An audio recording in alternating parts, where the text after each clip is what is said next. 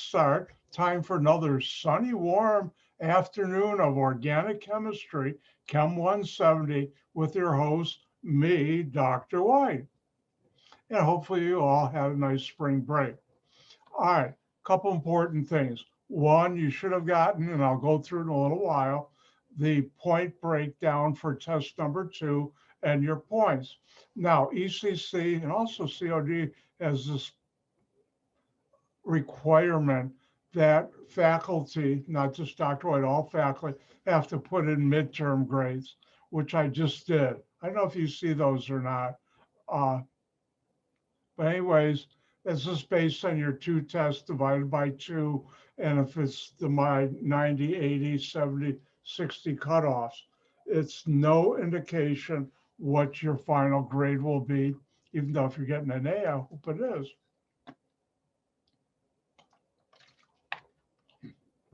And that's one thing. Another more technical note, can all of you see on your screen somewhere in the upper left-hand corner, I think, where it says recording?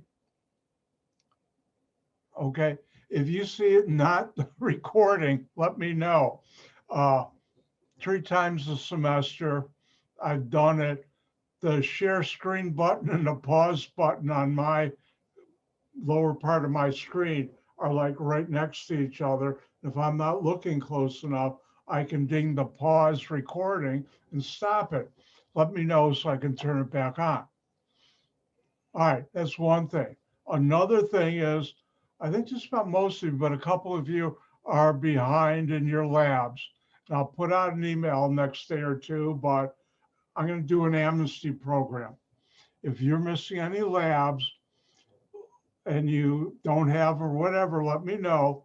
You have until a week from this Wednesday to hand them in, because otherwise I'm going to have to put down a 0 and start handing in your labs. Most of you are good, but please do that. All right. Well, we got a long day ahead of us. It's going to go quickly because we got a lot of good stuff to talk about. By the way, did anybody happen to be outside and smell any flowers or the grass growing or everything and think that's esters? Remember, organic chemistry is all around us, and it won't hurt for you to think about it outside of my class. All right, I'm going to be going through test number 2. If you have any grading questions about why did you get points like this, either email me or come to my office hours. I will have one tonight. Remember, check to make sure I didn't make a mistake in giving you the right amount of points, because students should never be penalized for a mistake I make.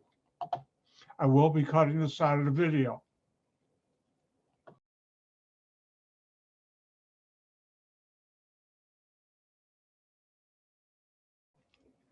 Now, the question is, how are you doing in my class? Well, there are 2 ways you can figure it out.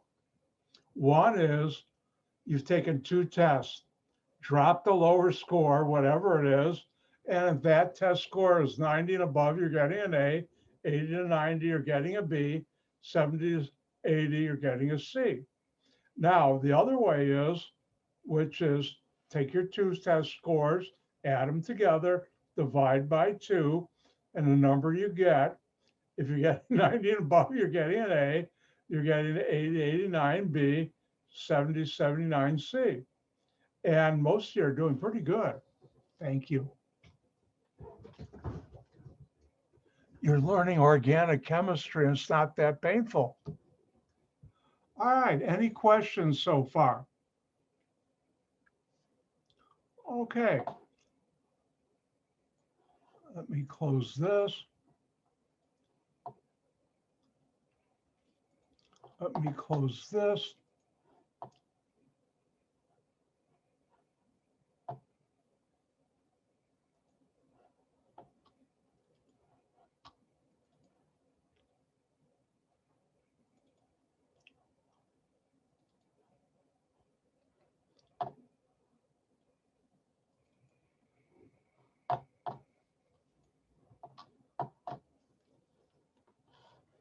All right, A long time ago, when we last met, I was talking about esters. And don't forget, esters are responsible for all the odors of flowers and a lot of the odors and tastes, this and this, of vegetables and fruits. The next time you smell a banana or taste it, you're tasting an ester.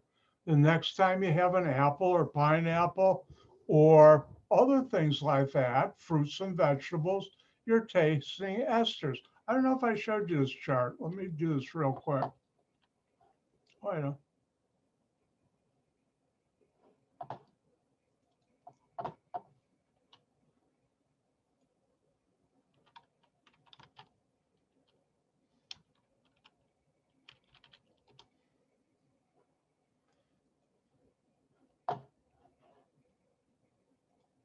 Everybody see Ester on your screen from Wikipedia?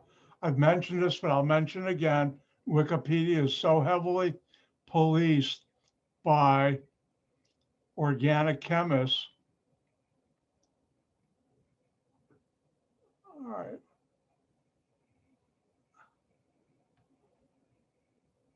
That the information in there is quite correct. Now, if you look, sometimes Mother Nature, who's the greatest of all, organic chemists, has complex mixtures. You notice this ester is in apple and honey. This is in pineapple. Let's see. This is in banana. This is in pineapple.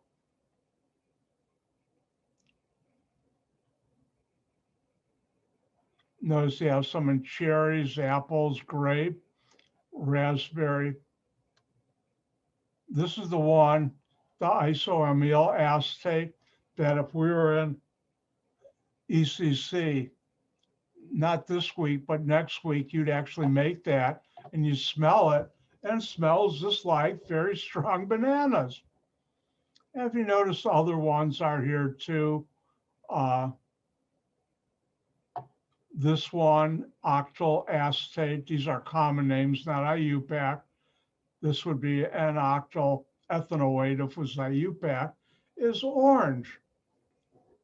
And so next time you eat fruits or vegetables, I didn't realize this is in cherries, along with the ones I've already talked about.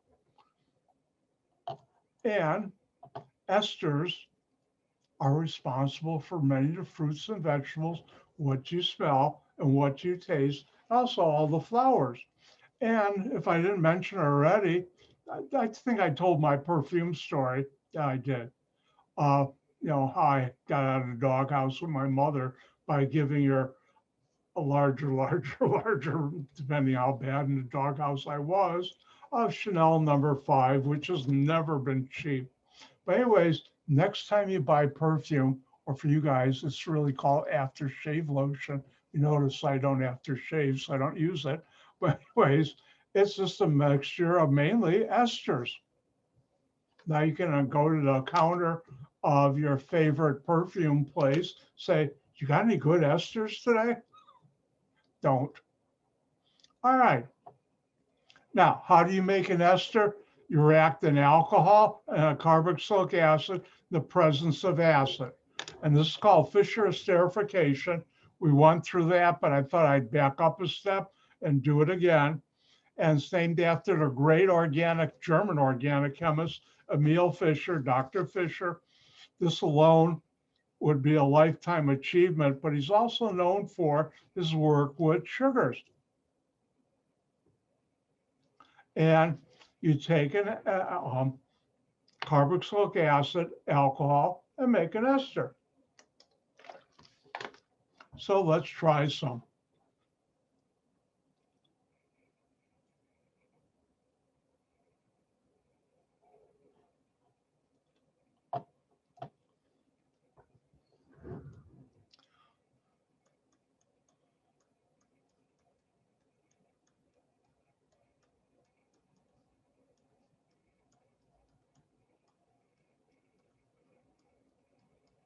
I'll do one first, get the ball rolling.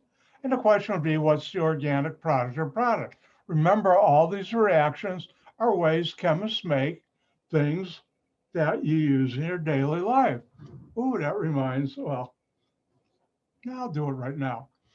If you saw from the Google Wikipedia, isoamyl acetate is the banana smell.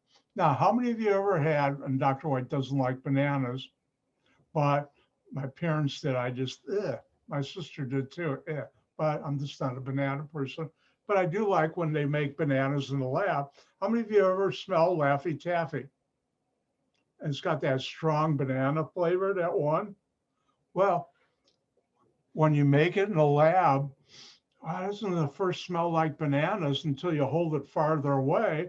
And that's because the concentration is so strong of that ester hitting your nose. It doesn't smell like a normal banana, which has a small amount of ester hitting your nose. Now in Laffy Taffy, they put more, but do they crush bananas and get? No, they make the ester in a chemical plant, a special one, because there's two types of chemicals, regular industrial, and then there's food grade, which is a higher purity, both chemically and biologically, no little bugs and everything in there or microbes. You can tell Dr. White hasn't had biology since freshman year of high school. But the next time you see on a label artificial flavors, those are things like esters that were made in a food chemical plant. And that's how they do that.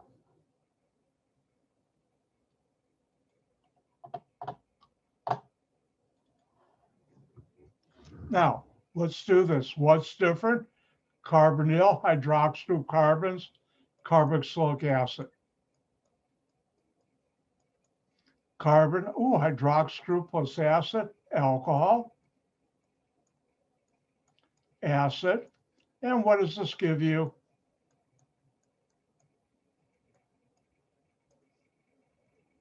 An ester. What's our ethyl? What's our prime? Methyl. Keep your eye on the carbonyl. Carbon, that's where the fun is. What's attached to it? R is still attached to it. My carbonyl. Now I have my oxygen. The carbon with the hydrox group is the carbon in R prime this oxygen is bonded to. In this case, well, that was easy. And there you go. An ester. Now it's your turn.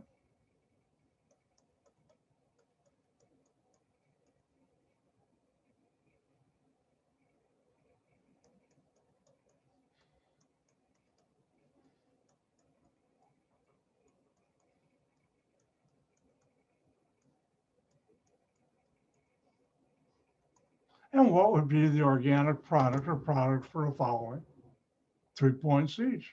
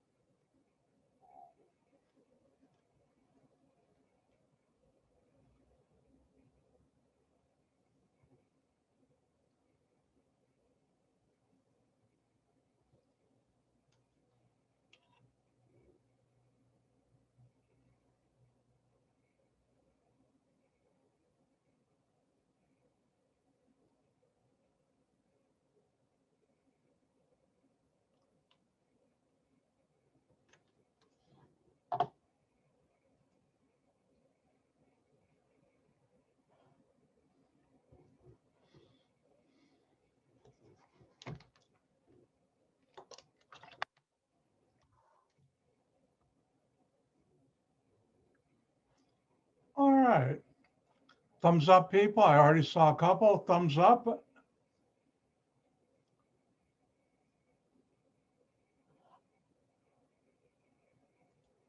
All right. I think everybody's done. Let's do it. What do we have here that's different? Carbonyl hydroxyl carbon, carboxylic acid.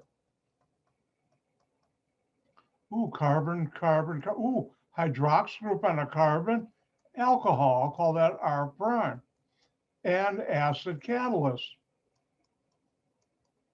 And what do you get? An ester. And here we have R, and here we have R prime. Keep your eye on the carbonyl carbon. What's attached to it is still attached to it. I have an oxygen. Let's redo that, oxygen. And my R prime is 3 carbons. Notice this carbon has the hydroxyl group, so the center of 3 carbons, an isopropyl group, will give you your ester. Oops, Dr. White almost forgot the hydrogens there. Oh, let's have a synthesis problem.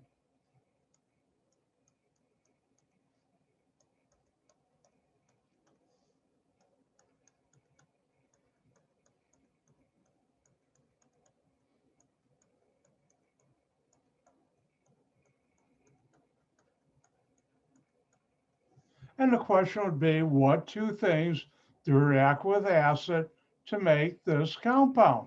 Your turn.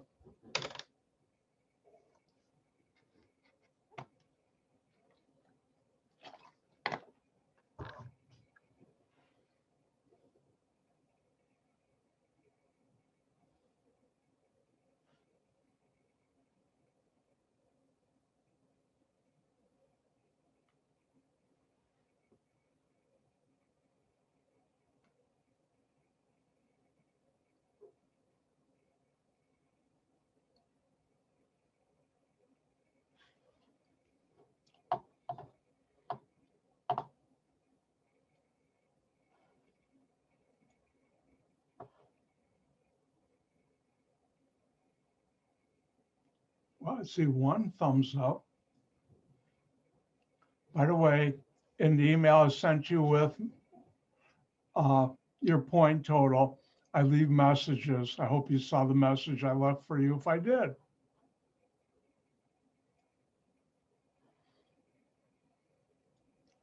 I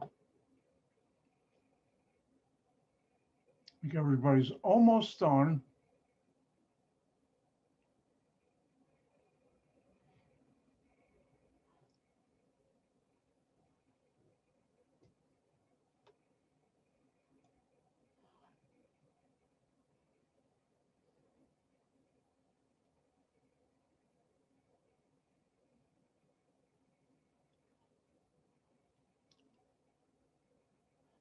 Okay, let's do it. And the question is, what would you have to start with to make this compound? Well, what's different? Ooh, carbonyl. It's got an oxygen right here. On the oxygen, I have carbons. On the carbonyl, I have carbons. And what do I have? An ester. Hi, everybody. Hey, how you doing? Hey, it's Tom. I know. Are you in the hospital? I just had surgery Oh my gosh, for what? 27 minutes ago. 7 minutes ago? Well, I'm not going to let you be excused for being late to class. I'm sorry, I should make you laugh. That might injure you. 27 minutes ago. I had emergency back surgery, spine surgery. Ouch. I'm in a hospital bed. I can tell that. Unfortunately, They just gave me my phone and my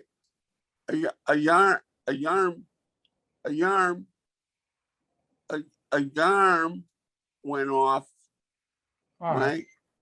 And I said, "Oh, I got chemistry test." I'm going to let you have this as an excused absence day. And I would like to ask you to, if you like to watch, but I would highly recommend, remember, I'm a doctor, not a medicine though. You and, take it easy. Remember, my video will be present on YouTube's. And if you need any help, once you get back where you can log on and you're no longer in your hospital, I will make the time to help you out. Does that sound good? Okay, are we still doing carboxylic acids? No, we're on to esters now. Look at the last video on Wednesday, last Wednesday before break. I'll tell you what, I'm going to send you, Tom, an email. This way you can recuperate right now because your health is more important than learning organic chemistry right now. Okay. And I'll help you, whatever help to get back up to speed, and you get well, gain gesund, okay? I will be, because they gave me a button I pushed Okay. every And tell every minute. nurses you're loyal to organic chemistry, and they'll like, come on, get off the phone and start recovering. Okay. Bye. Okay. Bye. All right, love you. Bye. We'll be praying for your healthy return. Thank you so much. It You're means a lot. All right. Bye. Bye.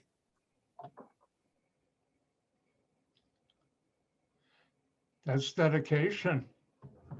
At the other school, I had a student call in from the hospital, from the nursing station, using their phone during my office hour.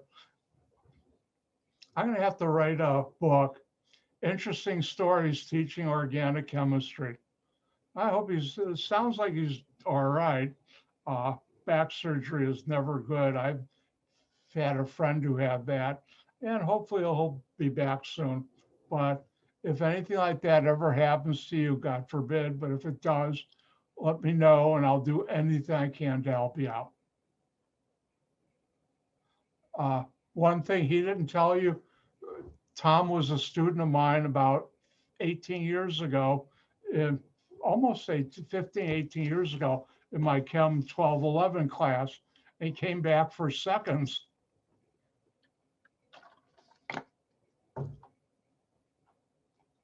All right. Now that we've had our life is real experience, let's get back to organic chemistry. And everybody, don't forget to say a little prayer for Tom tonight if you're religious. If not, have them in your thoughts, positive thoughts. I will. All right, let's get back to here. What is this? It's an ester. And then, how do you make an ester? A carboxylic acid and an alcohol. What's our this? What's our prime? This.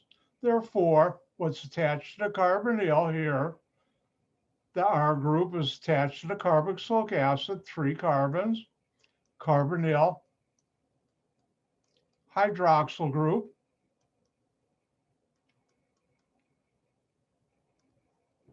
and then I have 2 carbons here for my R prime. In this case, the carbon with the hydroxyl group really doesn't matter. Either way, we get the same answer as the hydroxyl group. And if you react this carboxylic acid with this alcohol, you definitely will make that ester. And now I'm going to have to go back and look at the recording to see, did that really happen? And the answer is yes. Why? Life is always unexpected. And if I look at the clock, let's start our break a minute early. And because this way I won't rush into it and have to go over it. And with that, I'll see you at 1:55. I'm going to go stretch.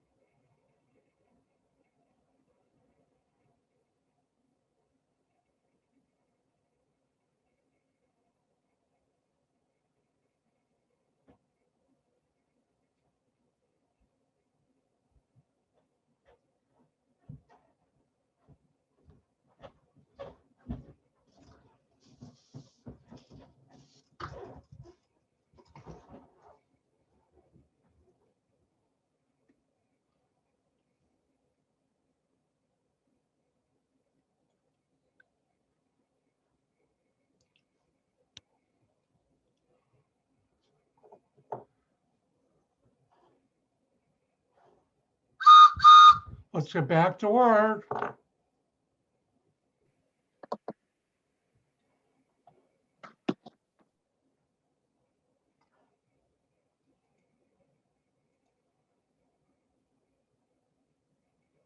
All right, welcome back.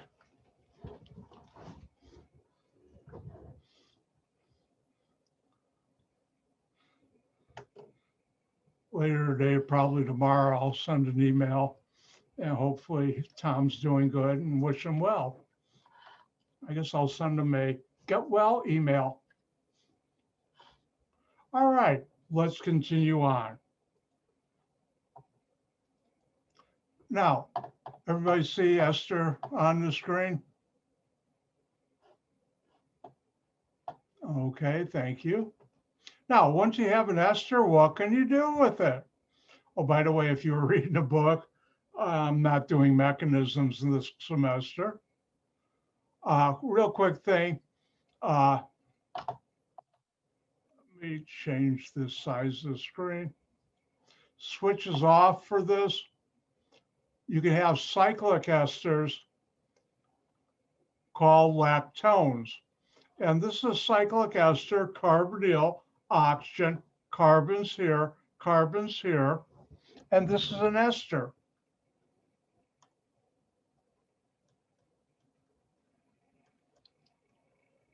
It just so happens R prime and R are connected, where you can say this is R prime, and they're connected. And lactones are found in nature. And I thought I'd just mention it. I'll never put this on a test. I'll never put it on a final.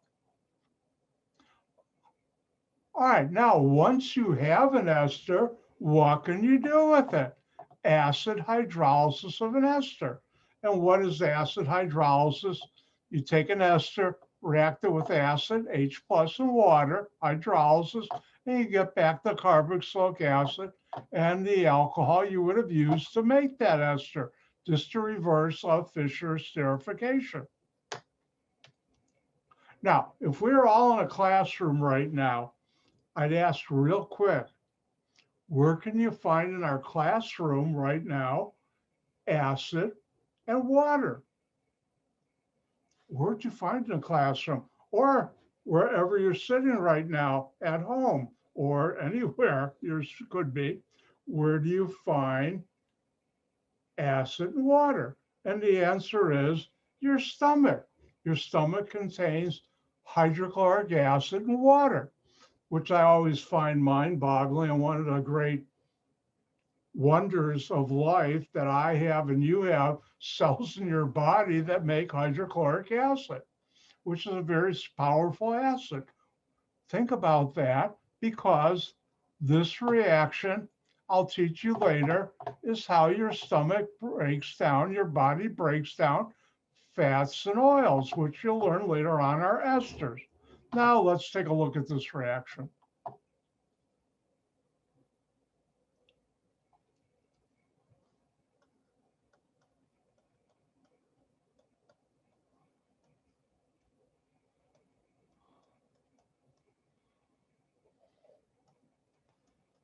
Sometimes I'll write it this way, and an organic chemist will do that.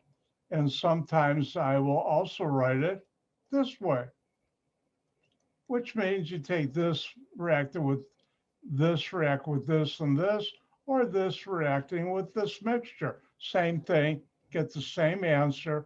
You get the carboxylic acid plus the alcohol you would have used to make that ester. And here you get the same products.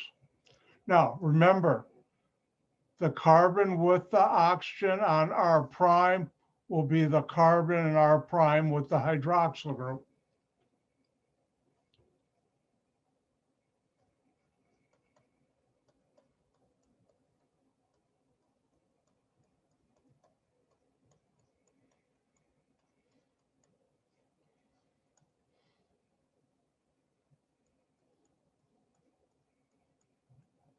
And if we look at the following reaction, what is this? An ester. what am I reacting with? Acid and water, water and acid. This is another way to draw it. And what do you get? You get back the carboxylic acid plus the alcohol you would have used to make this ester. In this case, R is methyl, R prime is N-propyl. Notice the N-carbon of 3 has the oxygen. So R was attached to the carbonyl is this.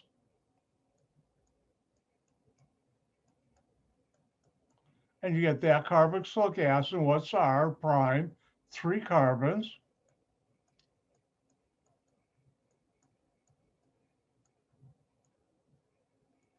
And that's what you get.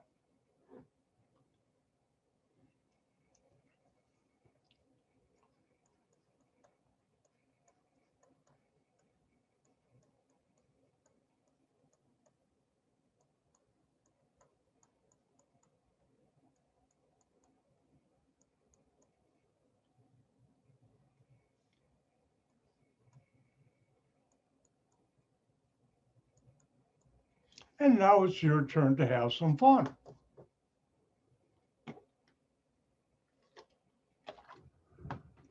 And while you're having some fun, I got a water refill. I forgot to do that.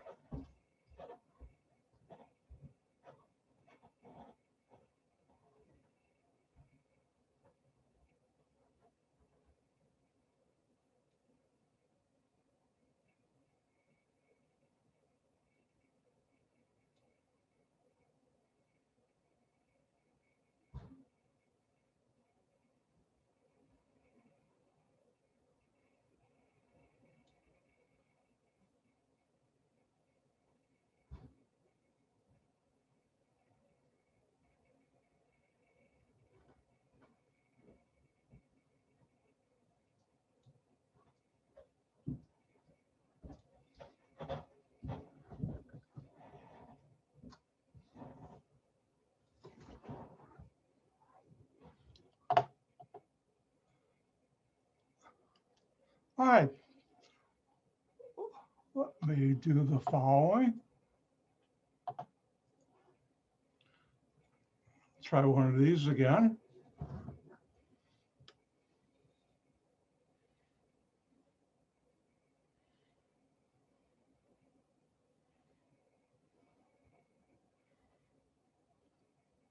Yeah, remember, this is a thumbs up class, not a polling class.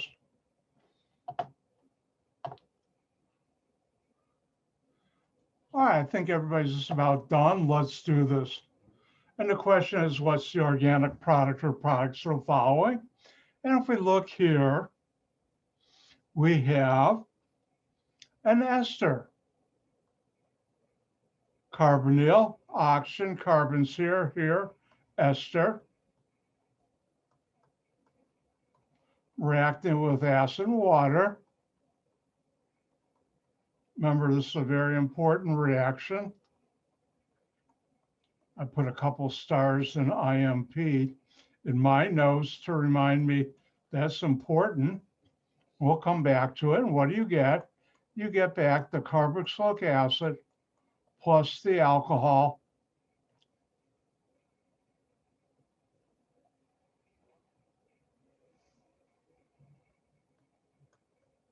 You would have used to make that. Here's R prime. Notice this carbon has the oxygen, will be the carbon that has the hydroxyl group. Move me out of the way. And R, 2 carbons, carbonyl, hydroxyl group, this carboxylic acid, plus R prime, isopropyl, 3 carbons, center carbon has the hydroxyl group. And that's how you do it. Oh, this is fun. Let's do another one.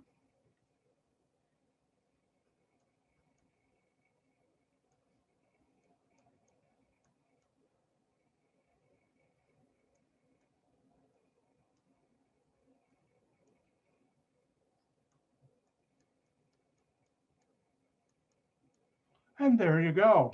What would be the organic product or uh-oh, I'm having a bad ring drawing day. Hold on.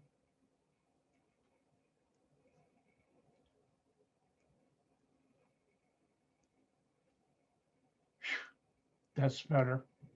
What would be the organic product or products of the following reaction? And on a test, I would do this.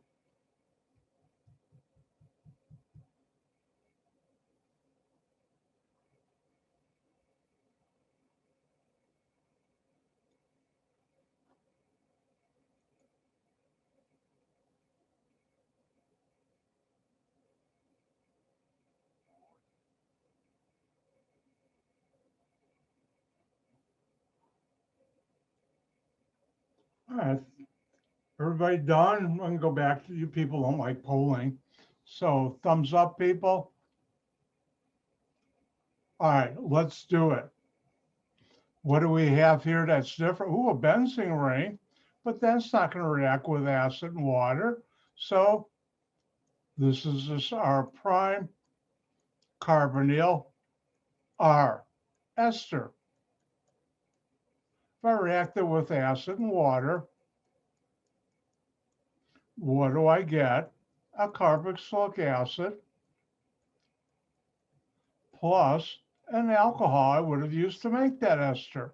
In this case, what's our methyl? What's our prime? Benzene ring.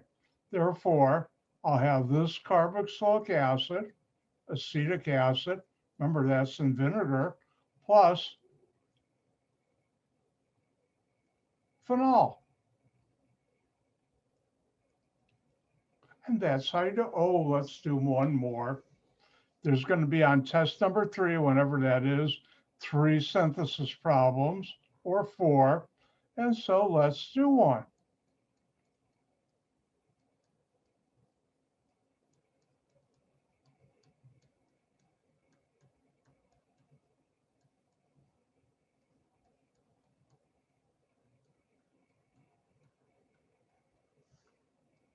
What would you react with acid and water to make those 2 compounds? Have fun.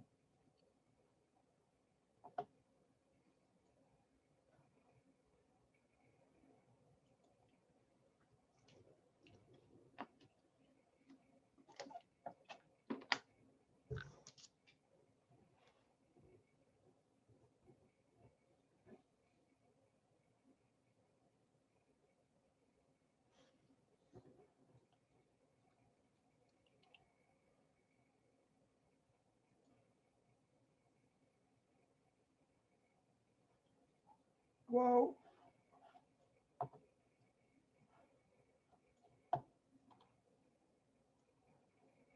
Now you can see it better. I had part of the problem covered. Sorry.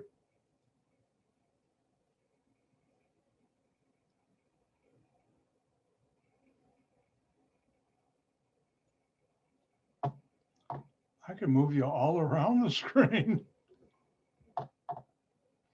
All right. I think everybody's done. And the question is, what's the starting material to make these 2 compounds? Oh, what's different here? Carbonyl hydroxyl carbon, a carboxylic acid.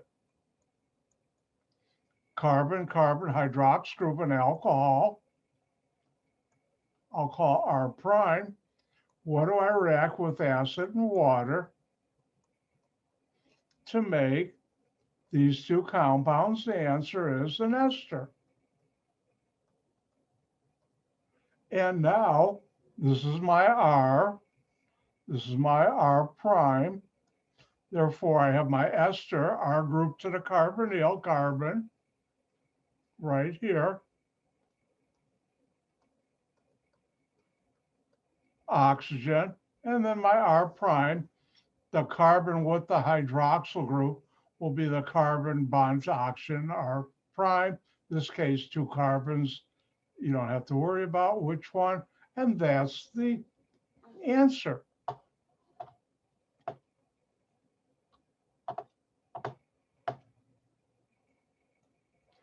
Now, let me do this. Does anybody see the significance of that reaction?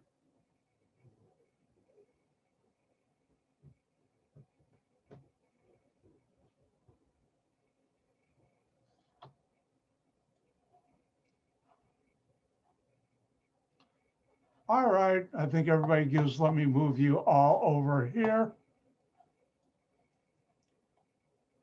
And what's the significance? Well, if you have vinegar, acetic ethyl, no, if you have nail polish remover, I'm thinking the wrong thing. You're trapped on a desert island and you want to make vinegar plus have a good strong drink of alcohol, you take the nail polish remover, react it with acid and water, you get acetic acid for vinegar, mix it with water, and you have ethanol, mix it with water, and you got your own vodka. And that way you can have a good time if you have nail polish remover and acid and water and the proper equipment. Now you know Dr. White's an organic chemist. That reminds me, did anybody happen to pick up a bottle of vinegar and think it has acetic acid in it, which is a carboxylic acid? Anybody happen to look at a bottle of pickles that has vinegar, which has acetic acid, which is a carboxylic acid? Check it out. Maybe Dr. White's lying to you. No, I'm not.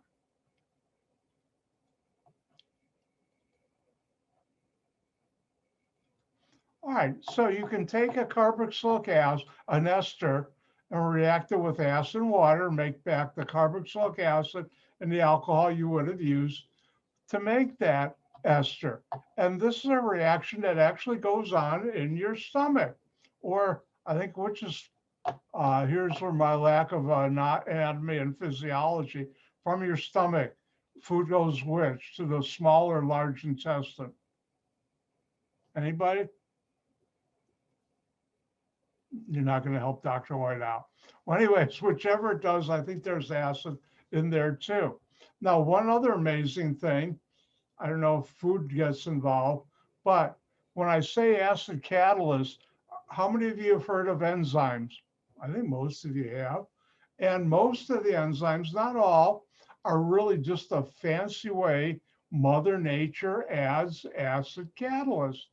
Most of the enzymes are acid catalysts, but very complex, so they fit into a molecule, other molecules just so. And that's biochemistry, which I'm not. Now,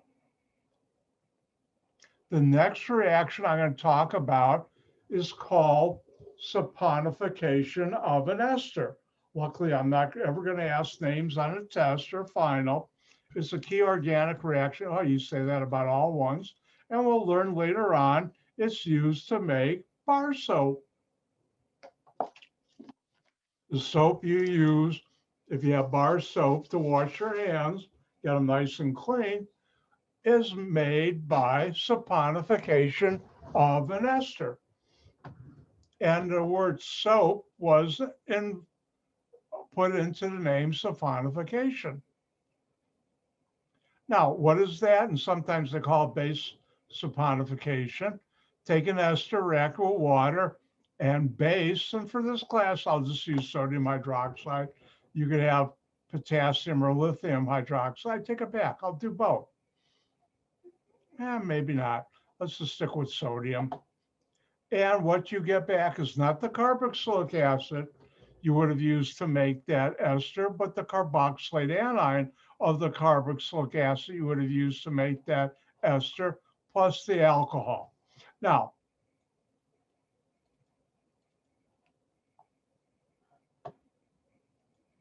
everybody see my whiteboard? Thank you. Dr. White's going to have some fun. What I'm about to write on the whiteboard, you don't have to copy down, but why do you get, when you react an ester with water and base, this is another way of writing it, why do you get not the carboxylic acid, but the carboxylate anion of the carboxylic acid you would have used to make that ester, plus the alcohol? Well, let's take a look at this. When you react this with sodium hydroxide and water, what you get is the carboxylic acid plus the alcohol you would have used to make that ester. But I'm going to put this in a bracket because that means you really don't isolate it under these conditions. Why? Because the carboxylic acid is acidic, and in base, it will immediately react to form the carboxylate anion. Remember, we went through this reaction where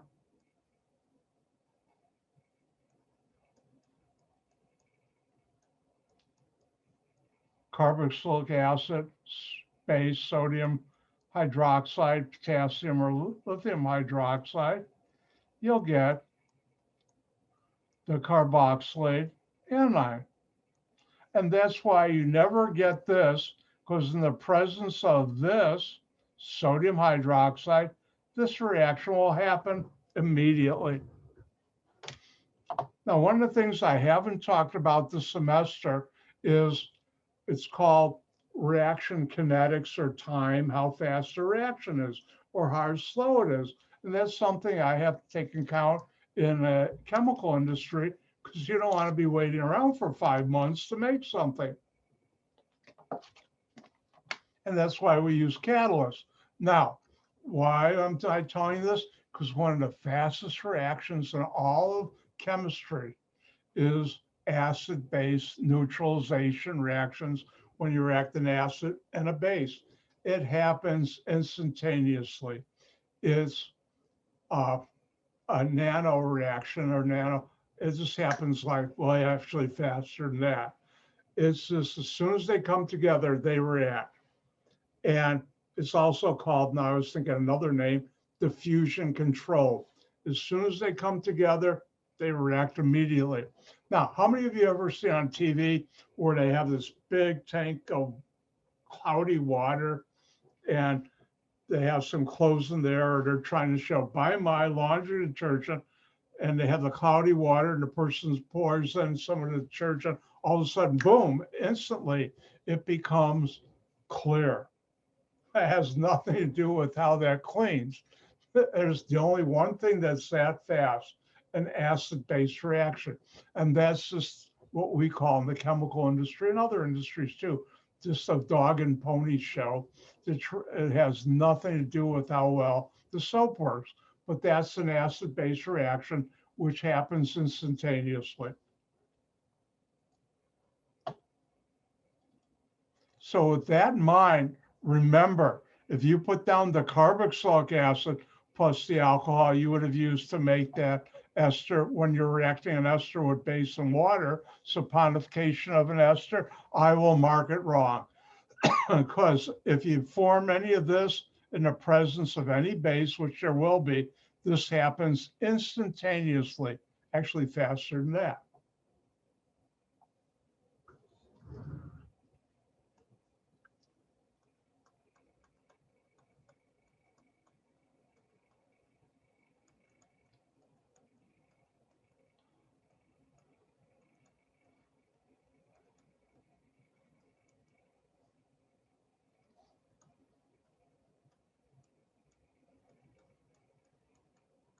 And the question is, what's the organic product or products?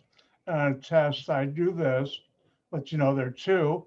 When you react this with sodium hydroxide and water. Well, what's this? Ooh, carbonyl. Look for what's different. What's not carbon, what's not hydrogen. That should get your attention immediately. Oxygen. Other oxygen, I have carbons on this, R prime. I have carbon on the carbonyl, carbon R. I'll call this R. I'll call this R prime.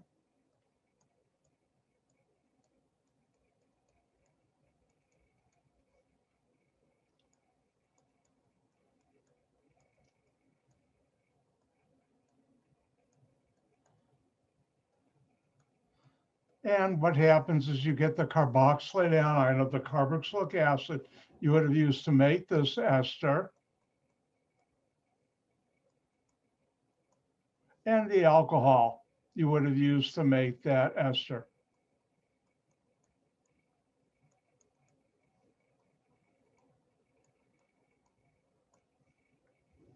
And therefore, what's our methyl carboxylate anion, which would be this?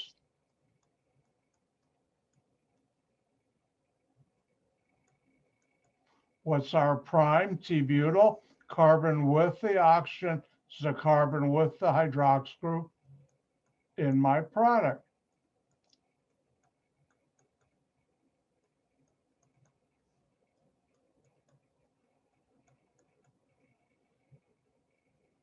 And there you go.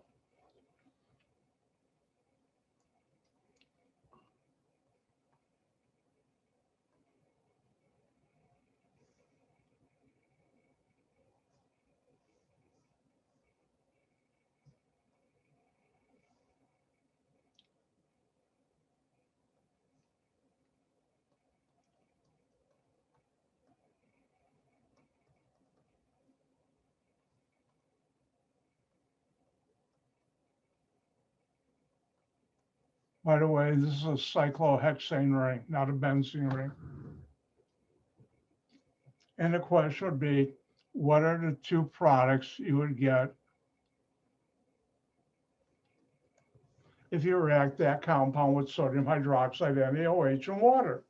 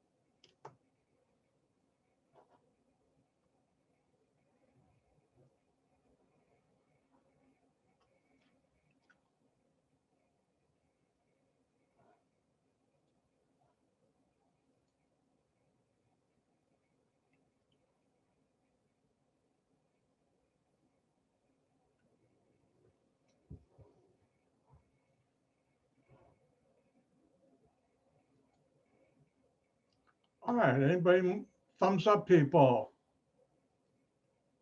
All right, let me look at the people who don't have their webcam on. And they're done. I think everybody's done. So with that, let's do it. And what do we have here? Carbonyl, oxygen, carbons on both, and ester.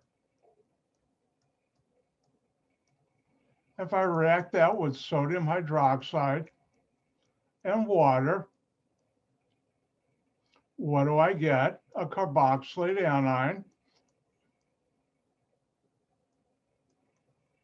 plus the alcohol, the carboxylate anion of the carboxylic acid I would have used to make that ester, plus the alcohol I would have used. What's R? Cyclohexane. What's R prime? Excuse me, methyl. Therefore, I have this carboxylic acid or carboxylate anion of the carboxylic acid and this alcohol.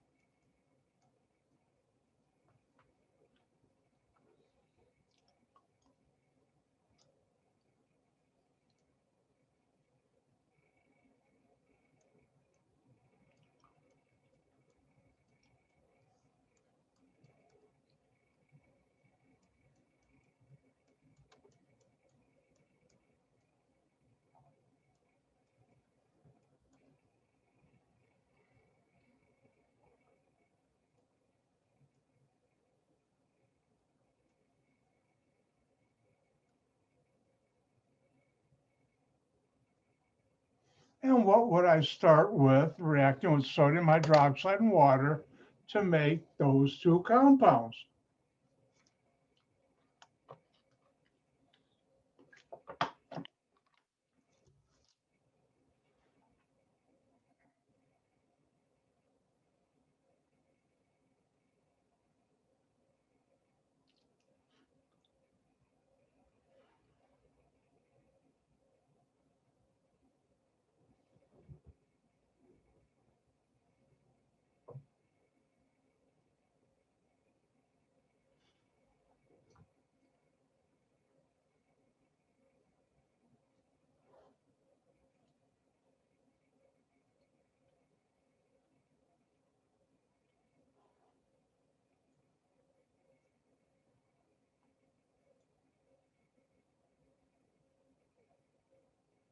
Remember, this is the fun part of organic chemistry, synthesis. How do you make something?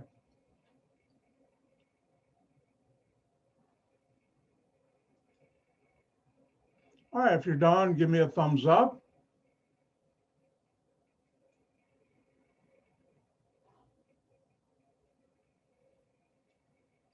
If you're not done, give me a thumbs down. Oh, they don't have that unless you have your camera turned on. But anyways, let's get going.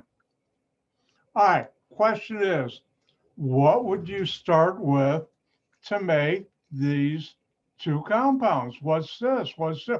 Ooh, carbonyl, oxygen minus sodium cation. This is a carboxylate anion. Carbon, hydroxyl, ooh, an alcohol. And what do I react with base, sodium hydroxide, and water to make this? And that's an ester. And here we have R, here we have R prime, my ester. Remember, the carbon with the hydroxyl group in OR prime is the carbon with the oxygen in my ester. In this case, the center of 3 carbons. So I'll have my R group, my carbonyl, oxygen, and then let me make some room right here.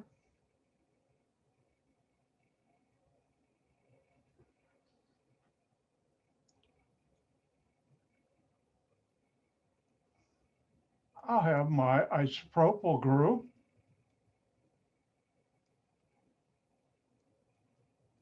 And that's how you do it.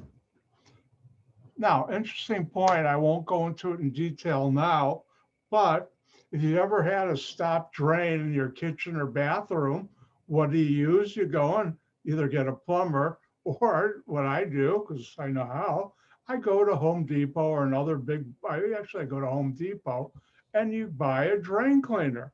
Now, I'll explain this more in detail, but in the kitchen, if you got a stop drain, you usually got fat or oils in your drain, the U part usually.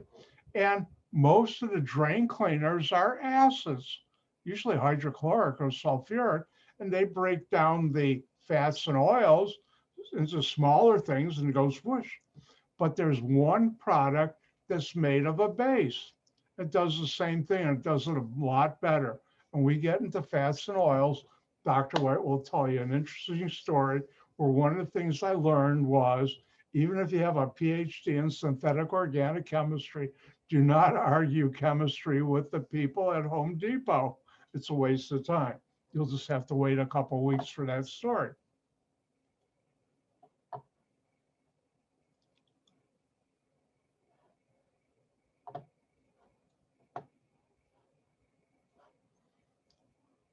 Now, this is an amazing reaction. And I have a slight mistake on the screen here. As it's written, it's all right for organic chemists, but for students, I'll put in a 2 right here. And if you take an ester, react it with 2 molecules of a Grignard, second step, acid and water, you make two alcohols. And one alcohol, you've made not one, but two carbon-carbon single bonds. Very special, very good to do.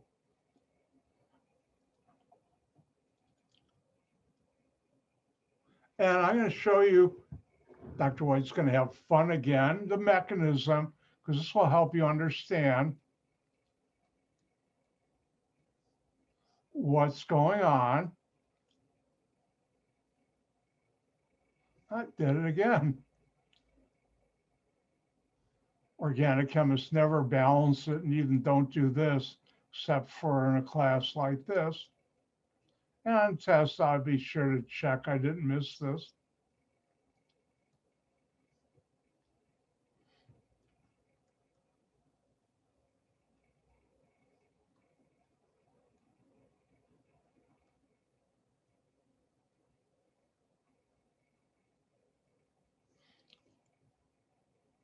All right, here are the products. Here's my carbonyl. Now, the first Grignard, and now I'm not forgetting to put the two there, will attack this, and what you'll get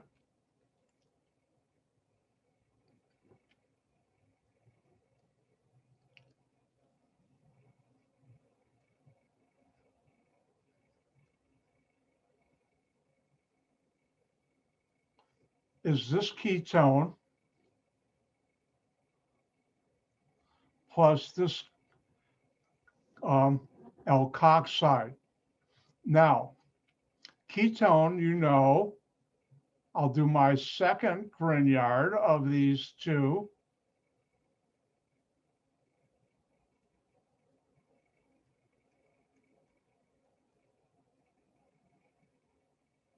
Will form an attack here to form an alcohol.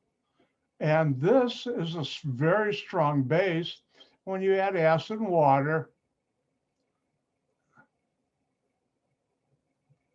and that's why you get two alcohols.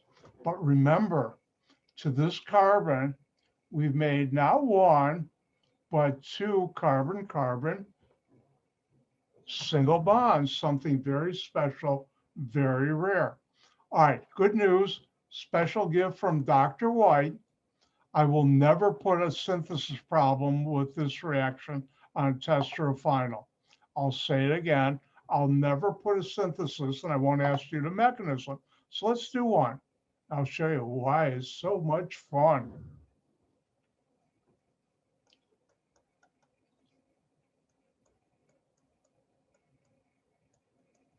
And generally, you keep R prime of the ester small, so you can distill it off, remove it easily.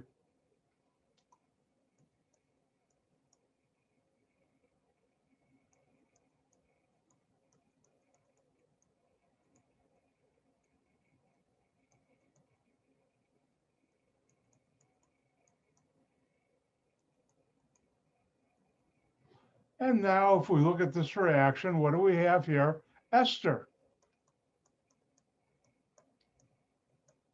Ooh, a Grignard.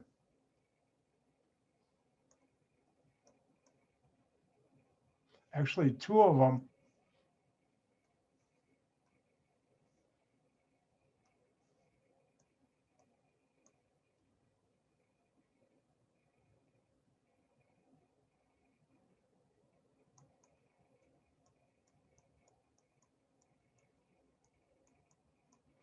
And this attacks both of them there.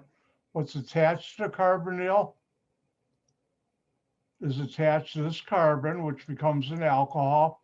I have my 2R triple prime from the Grignard attached to that same carbon. And this part right here becomes the second alcohol. What's our methyl? What's our prime? Methyl. What's our triple prime? Ethyl. So I'm going to do what's attached to this carbonyl carbon, carbon-wise, is still there. That will become an alcohol. Our triple prime Both of them are attached to that.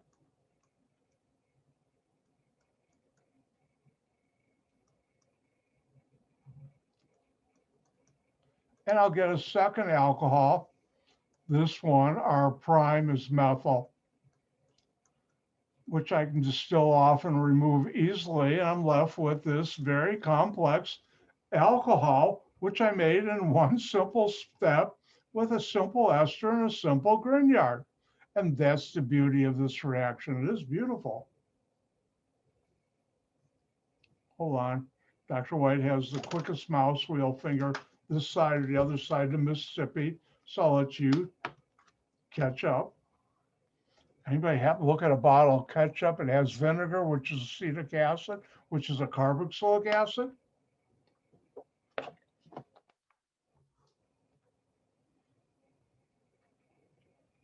All right, let's try one.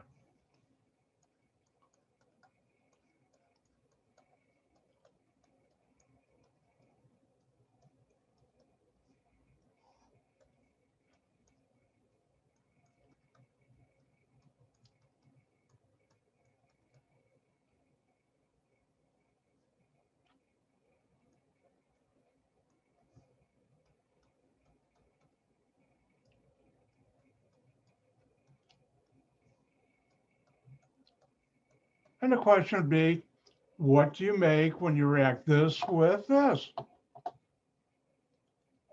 Your turn. Now we're getting into good stuff. Dr. White's happy. And I hope Tom's doing well too.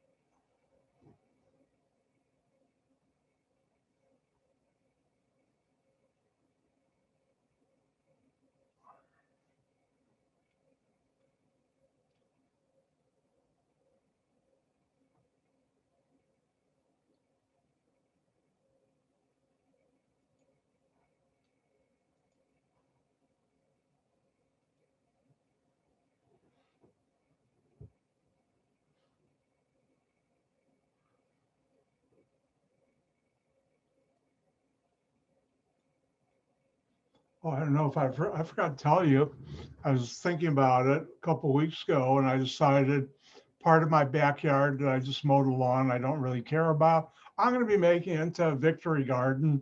I already got the seeds for it. I'll be growing a lot of different herbs and I'm going to have some fun.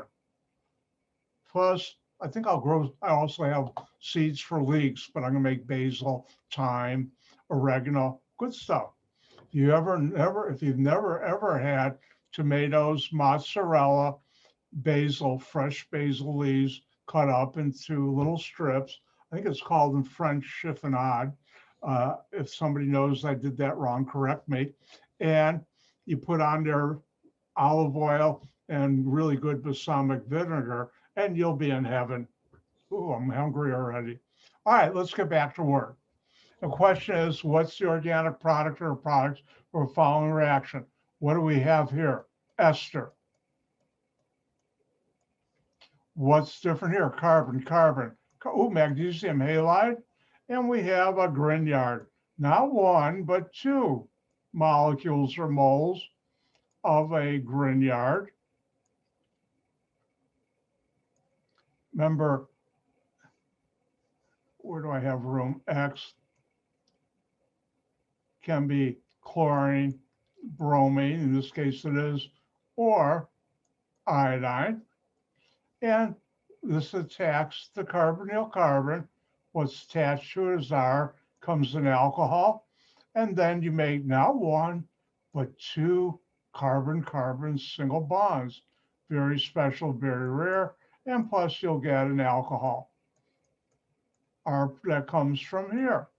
So what's R? Ethyl, actually right there. What's R prime? Methyl. What's R triple prime? Remember, the carbon with the Grignard will be the carbon bonded to the carbon with the hydroxyl group. So I don't have enough room. So let's go way down here so I can have some enough room.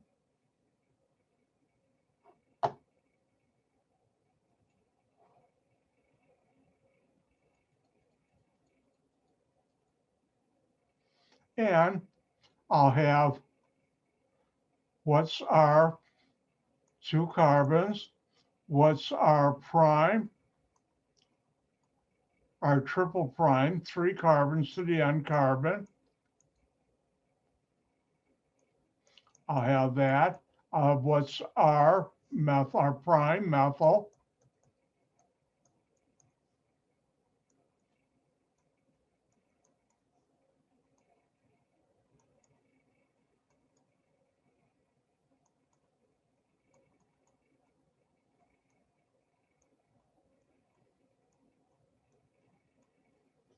And there you go. And that's the products you get. And notice right here, I've made a really complex alcohol, plus this lower molecular weight that I can remove quite easily. But I'm really after this one. I've made not 1, but 2 carbon-carbon single bonds. Oh, let's do this once more.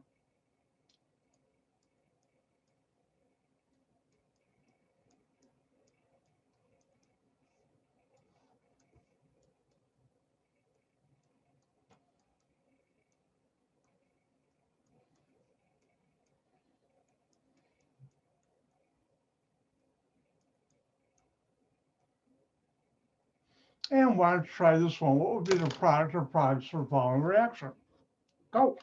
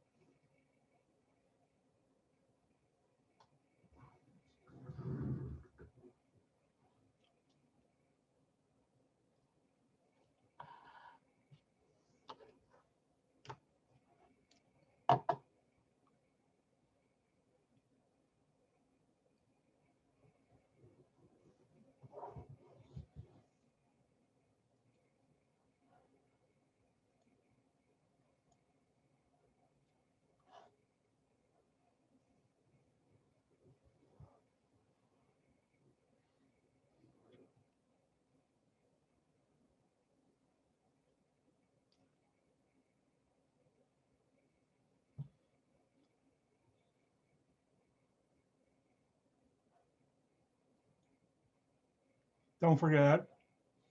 Oh, I see someone remembered to give me a thumbs up. Some more people.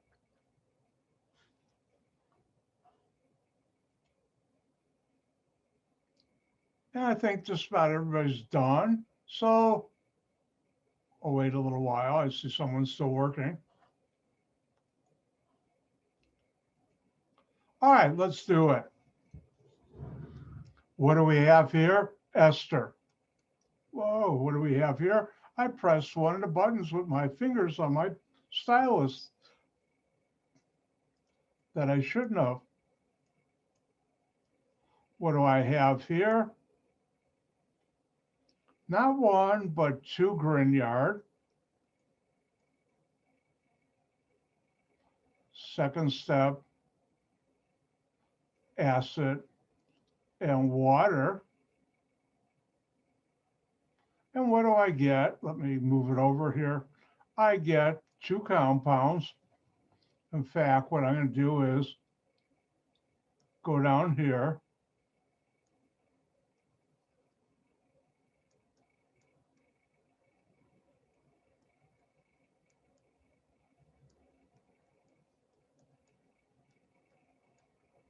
I get 2 alcohols, and right here, I've made a carbon-carbon, not 1, but 2 single bonds, very special, very rare to this carbon that was the carbonyl. So this is my R group, this is R prime, and methyl is our triple prime. So what's attached to the carbonyl carbon is attached to this one. a benzene ring, because Grignards will not react with benzene.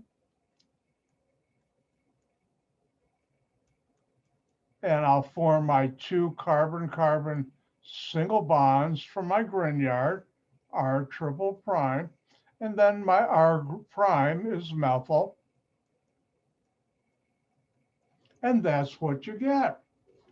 And that's how you have fun with a Grignard reaction.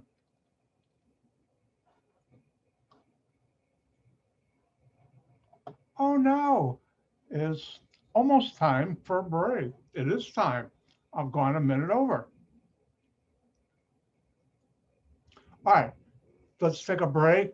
Since I went a minute over, come back at 2:51. That way I won't cheat you out of your 5 minutes. I'll see you in 5.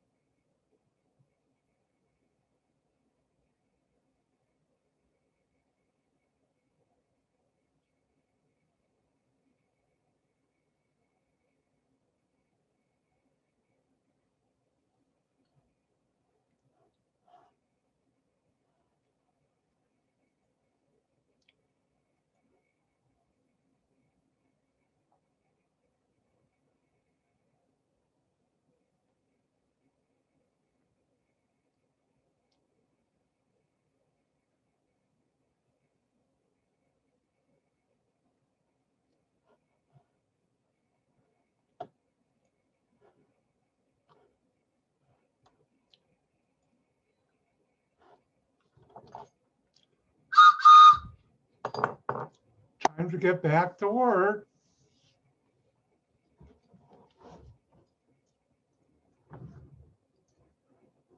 Welcome back. All right.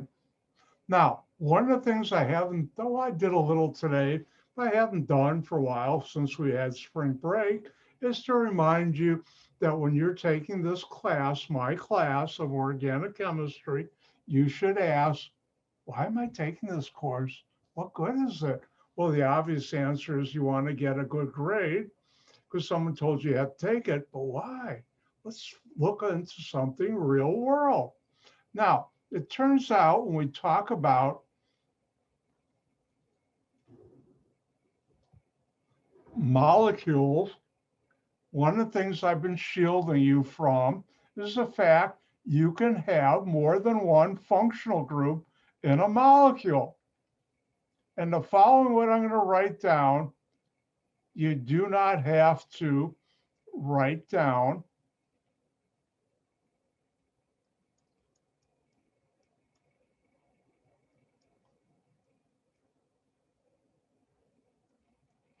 Is this dicarboxylic acid? Di meaning 1, 2. And it's called phthalic acid.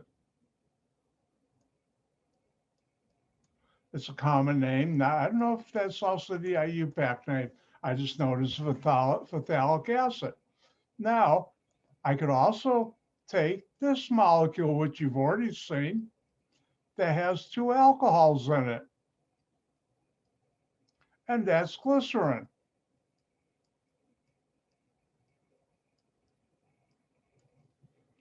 And if I react this with an acid catalyst, this think of as a carboxylic acid. This is an alcohol. Let's just do 1 alcohol. And this has at least 1 carboxylic acid. And I'll get an ester.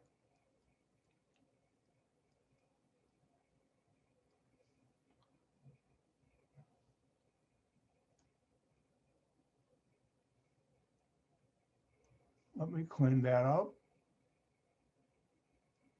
That looks better. Well, if that were to happen, what you have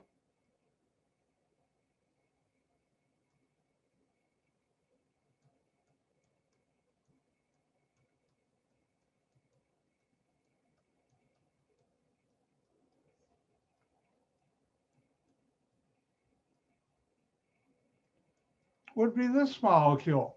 Now, this new molecule has a carboxylic acid and an ester and an alcohol. Now, the alcohol, I can react with more phthalic acid. The ester, carboxylic acid, I can react with, that's not glycerin, that's ethylene glycol. Bad, Dr. White.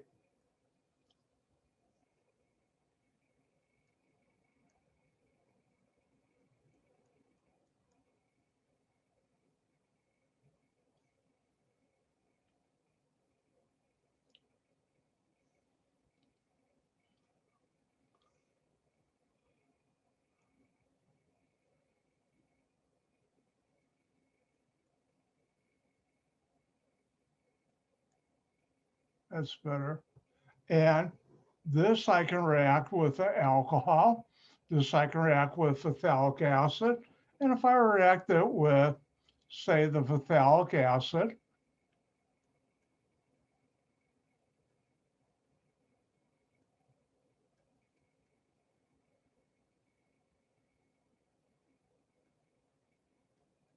I do the same reaction with this carboxylic acid and that alcohol.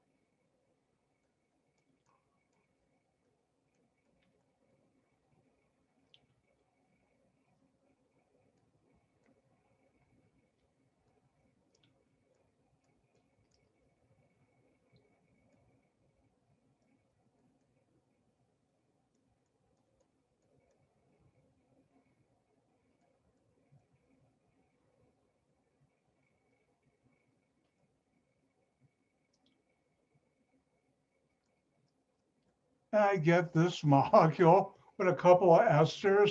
At the end here, I have a carboxylic acid At the end here, I have a carboxylic acid, which I can react more with ethylene glycol and keep on building both sides. And this is like the Energizer Bunny. It could go on and on and on.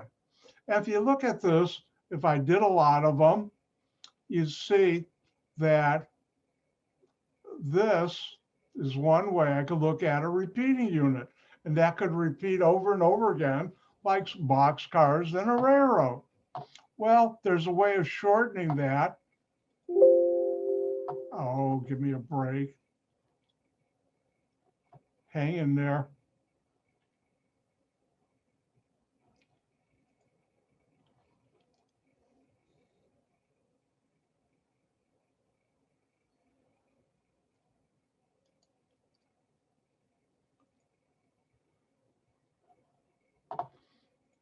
Sorry about that, but I got so many things running on this computer with all the writing, it gets upset at Dr. White.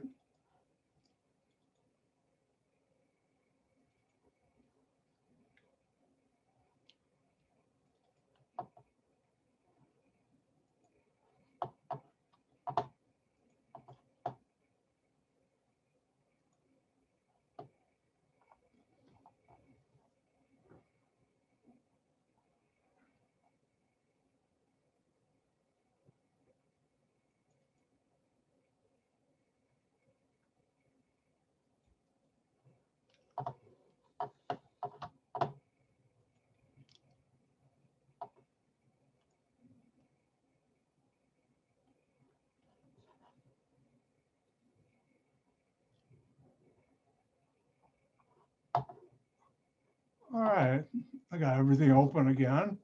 I got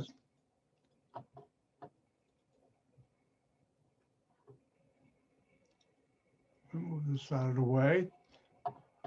Me ask my thumbs up people, do you see polyester? And what you'll get is here's ethylene glycol, terephthalic acid, and here's that repeating unit. And notice it's an ester right here. And it repeats over and over again n times. And n could be 1,000,000.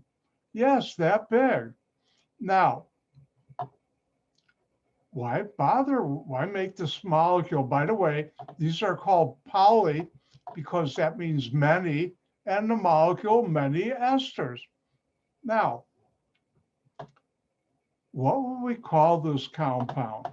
Well, if I look at that, I could call it based on common ester names, poly. That comes from ethylene glycol, ethylene. Remember, esters drop the IC in the word acid, add ATE, and it'd be polyethylene terephthalate. Polyethylene terephthalate. Polyethylene terephthalate. Oh, that's a lot of work. Hold on a second, I'm thirsty. Polyethylene terephthalate. Polyethylene. Boy, that is thirsty work. And the question is, why learn about this stuff? Well, organic chemists are lazy, as you've heard. And why don't we just call it PET? And PET, that's the ester that makes up this material, this bottle. All your pop bottles, water bottles are polyesters. Why are you learning about this stuff? Because it's in our everyday life. This thirsty work though too, but PET, polyethylene phthalate. If you look at the bottom of here and other ones, you'll see PET. So you're wondering, why am I learning about this stuff? Because it's used in our everyday life for things. Can you get any more every day than a bottle of pop or a bottle of water? Well, not in my life. That's pretty everyday occurrence. So esters are everywhere.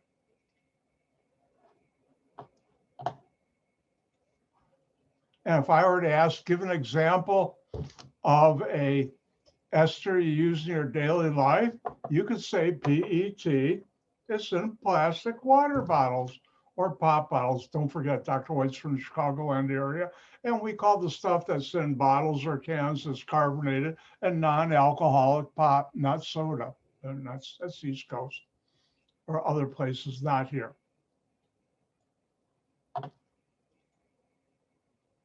Oh no, we're at the end of the chapter. You know what that means?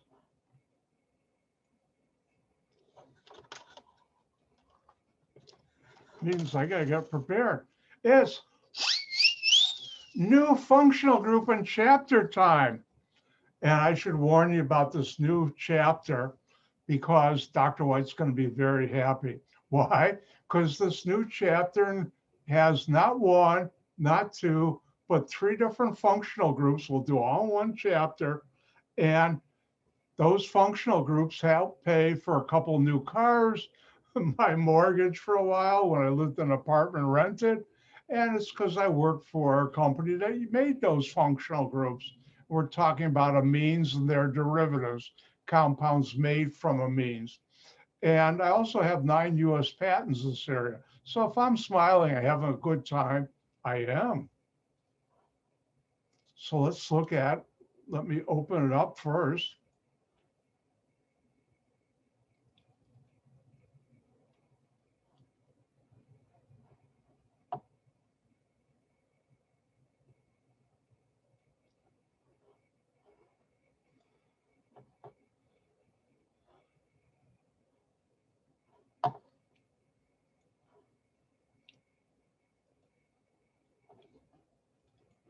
All right, everybody see, let me move this down here.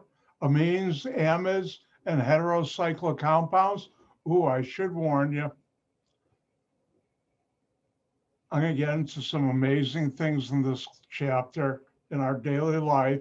And part of it is, and it's because it's organic chemistry, and I'm in no way implying any moralistic good or bad, but we'll get into some of the dark side of organic chemistry later on.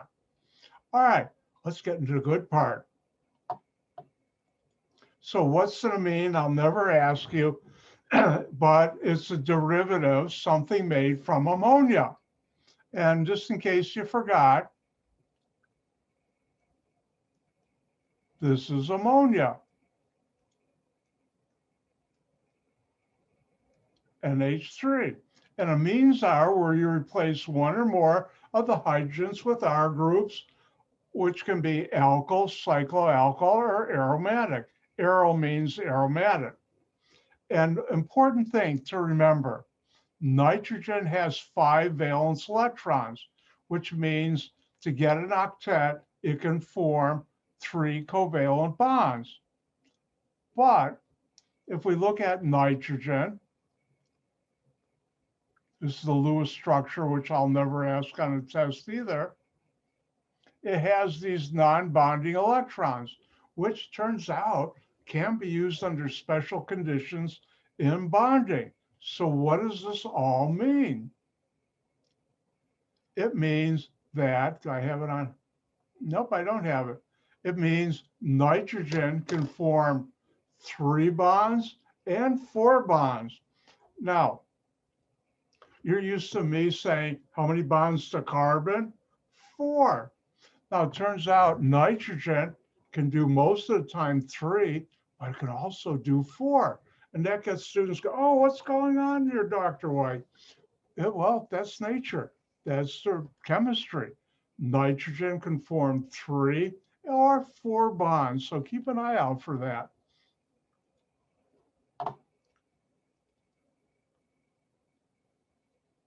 Now, next screen, I'm turning the switch off. Will this ever be on a test? But I'll use these terms without thinking because I'm an amine chemist. Many years, I still consult in this area.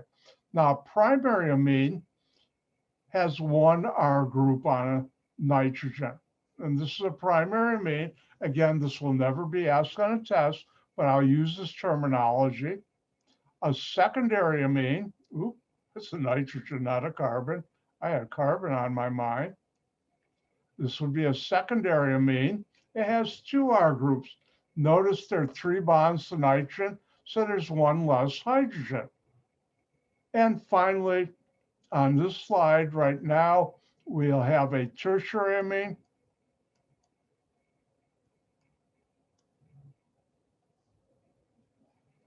And where it says seaboard, well, I'm writing right in a classroom. I can't write on my slides, right on the projection screen. And I don't think the school would like that, but I can do it here. So this is a tertiary amine. Notice there are no hydrogens here because it's already got its 3 bonds. Now, normally I don't draw it in, but I will. Each one of these has a non-bonding pair of electrons. And turns out you can bond with them to form a quaternary ammonium salt. And now we're on hallowed ground for Dr. White. Because you use both electrons, nitrogen forms that. The nitrogen has a plus charge. All molecules in nature have a net 0 charge, so you have an anion. For this class, I'll use the halogen anion. And this is called a quaternary ammonium salt. And Dr. White's a world authority in quaternary ammonium salts. Am I happy? You bet your sweet bippy I am. Oh, that was a generation gap thing I just did. Now,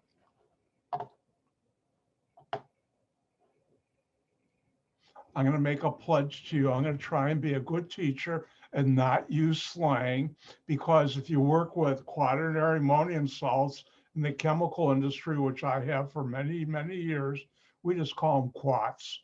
And I'll try not to use slang when I'm teaching it to you, because I'll try and be professional, even though the professionals call it quats. Now, quick heads up. Why am I learning this stuff? Well, you know, to get a good grade. But what about quaternary ammonium salts? I'll teach you later on, but I'll give you a little tease right now. Quaternary ammonium salts are used for fabric softeners. And when I worked at Axon Chemie, one of our biggest customers was Procter & Gamble, Downey. Or no, wait, Downey. And another big customer, we're talking millions of dollars a year, chemical we'd sell them, is Snuggle, Lever Brothers. So Lever Brothers, or now called Unilever, and also Procter & Gamble, P&G were big customers. And later, when we get into the synthesis and everything, I'll talk about probably the hardest problem in the chemical industry I had to solve. And there was about $60–80 million a year in profits, or down to 2 if I didn't, which meant when I had that problem I had to solve, when I got in the morning, right around lunchtime and right before I left, the president of the United States of AXO would call me personally and say, "Did you solve it yet?" And for 6 weeks, it was not a fun time of my life, but I did solve it, and then it got fun. Party down hard afterward. All right. Oh, that reminds me.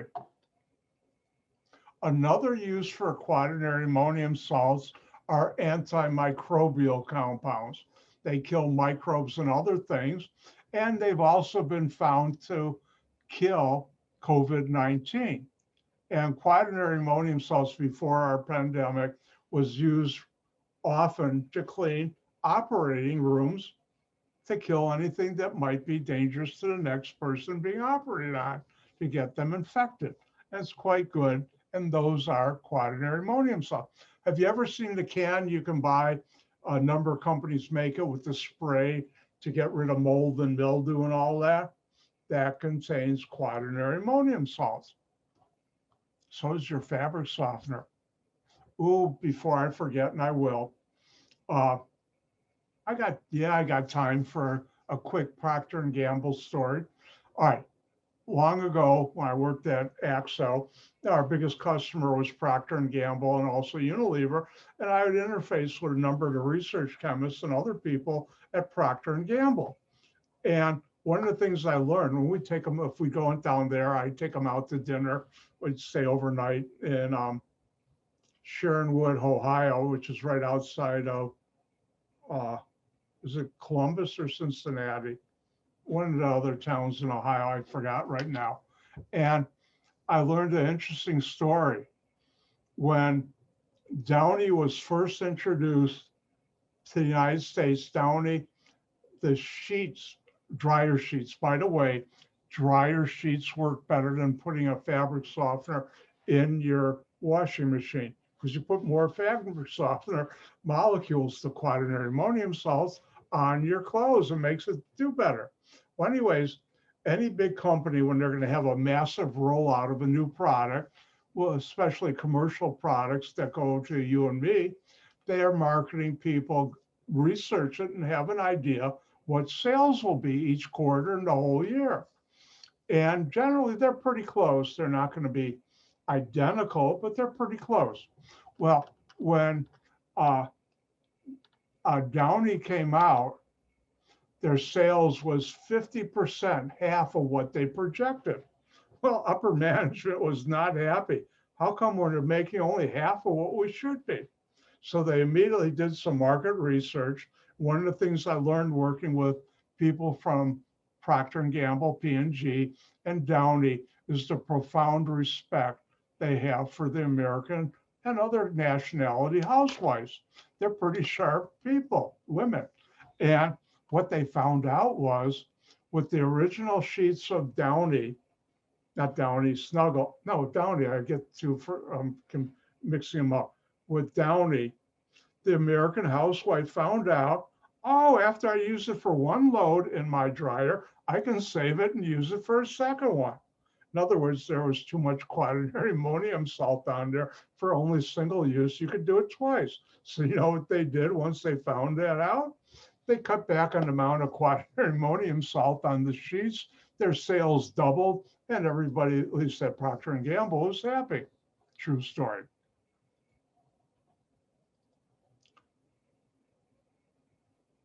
Now, when you work with amines, most people, like professionals, only use the common names. So I'm going to only teach you the common names.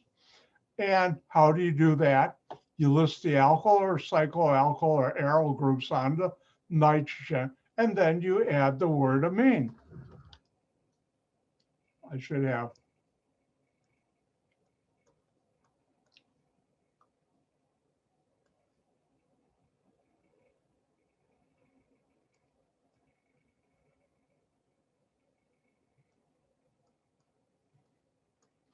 So I'm just going to teach you the common names because that's what you'll see on labels.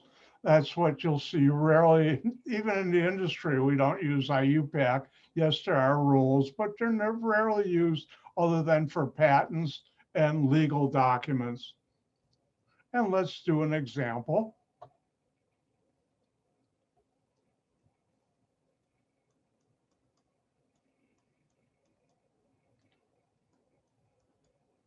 And let's look at the molecule. Everybody see the molecule on their screen? Thank you.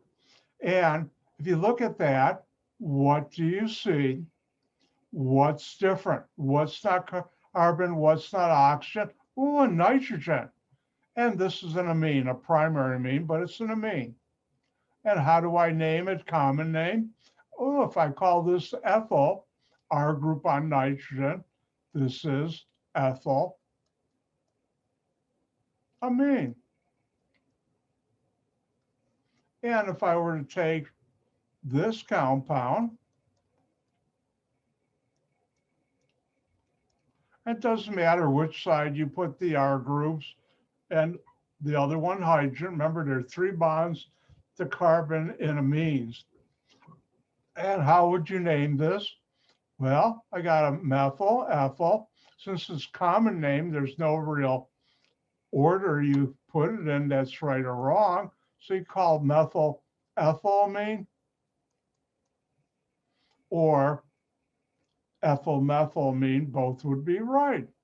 If you have more on there, you have add more. So I'm going to give you one to try.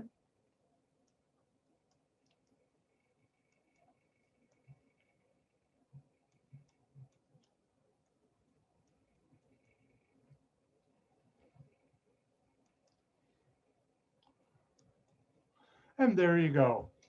What would be the common name? And on test number 3, where I normally say give the IUPAC name, because of this, I'll have give the IUPAC or the common name for the following. That's the one exception this semester.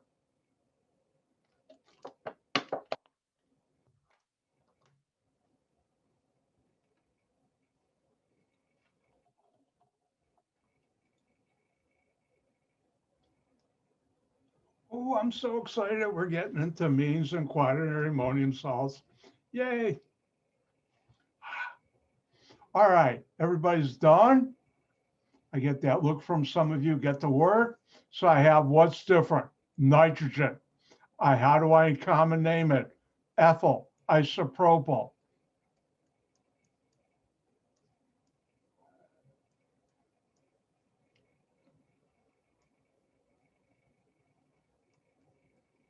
And nitrogen and amine. Oh, let's do one more. These are fun.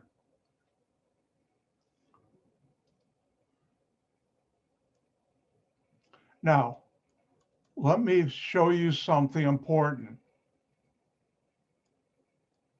I could write an amine this way or this way. And you should know they are the same thing.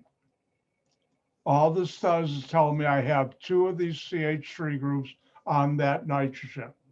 And why don't you name that? What would be the name of that compound?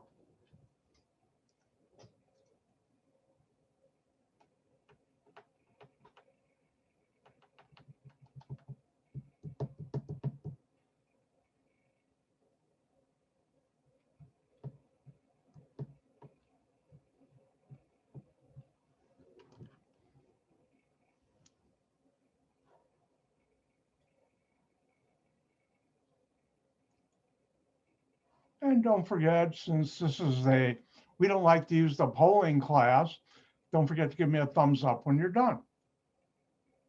I see 1 person done. 2, 3, 4, 5, everybody's done. All right, look for what's different. Nitrogen, nitrogen, same molecule. 3 lines means identical in math. And what do we have? Not 1, but 2, dimethyl amine.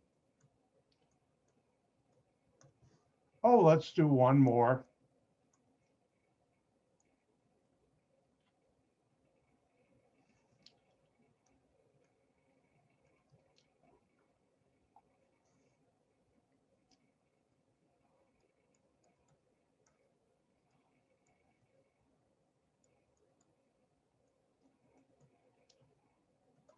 And there you go. What would be the IUPAC name, not the IUPAC, the common name for the following?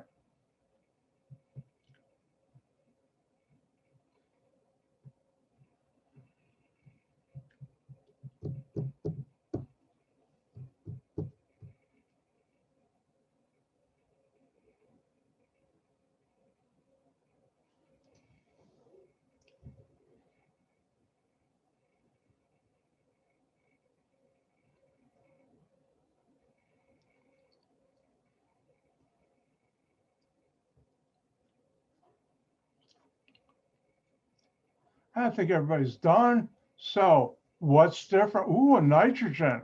But carbon's here, and they're in a bracket. So what do we have? Ethyl, and this tells me I have 2 inside of that, dimethyl. So there's different ways you could write it.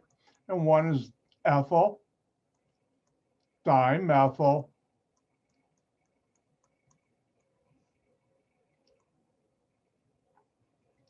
amine. And that's how you do amines. Let me just show you, I have it in my notes.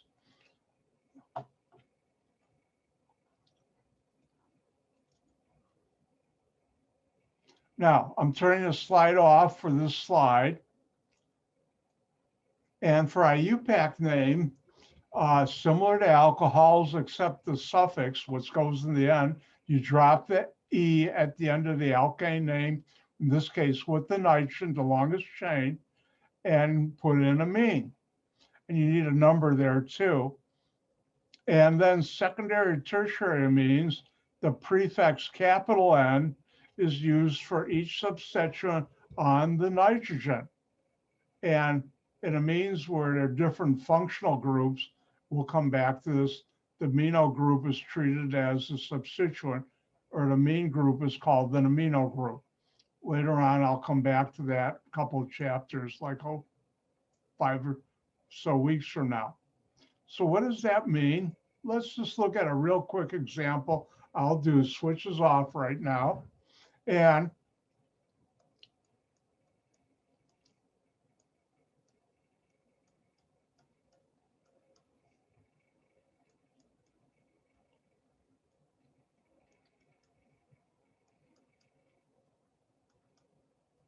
what's the common name? Well, it's got nitrogen.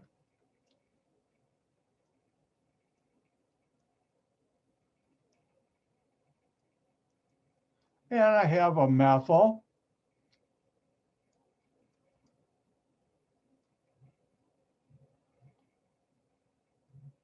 And butyl. Amine. Now, IUPAC, and this again switches off. I just show you why organic chemists who work in this area usually use common names. And the longest chain is 1, 2, 3, 4. So that's butane, that's butanamine, because drop the E, add AMINE, and it's on carbon 1. And now, what do I do that? Well, to show that, first of all, it's a methyl group. But it's not here on the chain, so we use in front the capital, and this is capital. That's why I'm very careful. That's always lowercase, even though other letters I make upper and lower. This N-methyl 1-butanamine tells me that methyl is on nitrogen and that nitrogen is on that, which is easier, common names.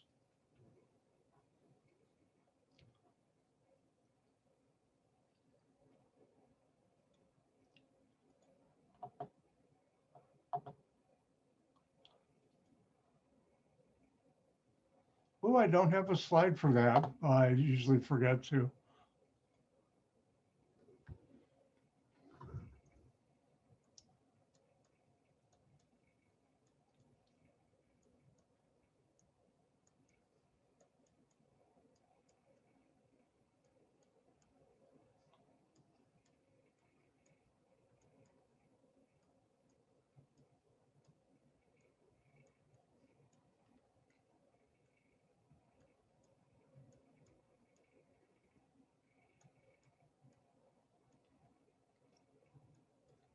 And this is called a quaternary ammonium salt. Now, how do you do the common names? Well,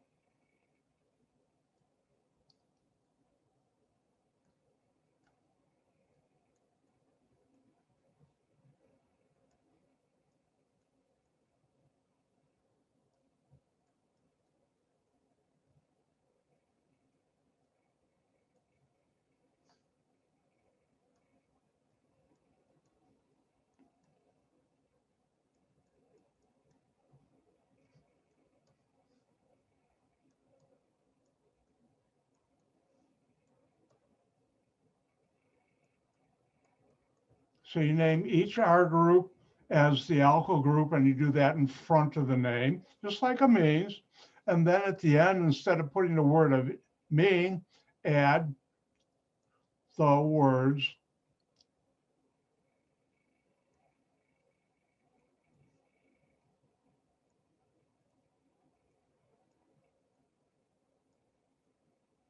ammonium.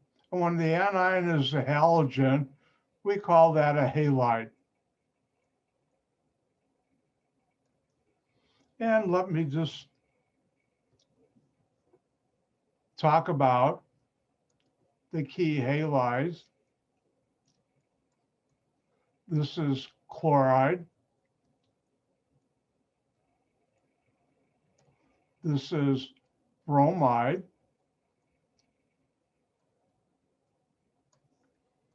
And this is iodide. And that's how you do quaternary ammonium salts. So if we look at something like this,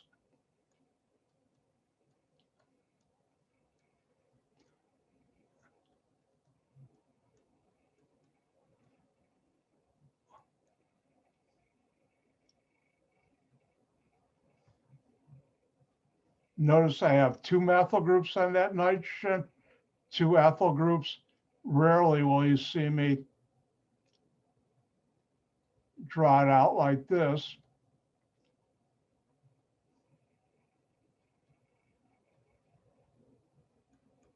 So quick, write this down on your Twitter feed or in Facebook.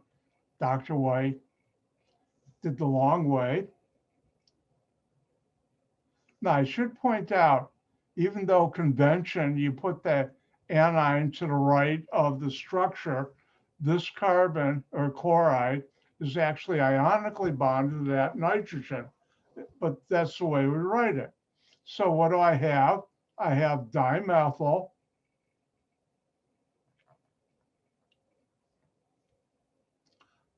diethyl, and since it's a quaternary ammonium salt, this gives it away, nitrogen with a plus charge, chloride anion, and we have ammonium chloride.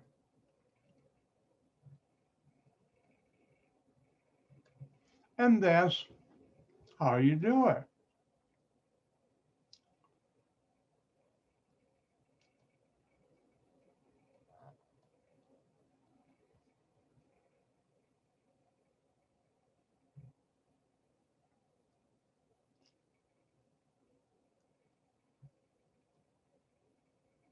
And why don't you try this one?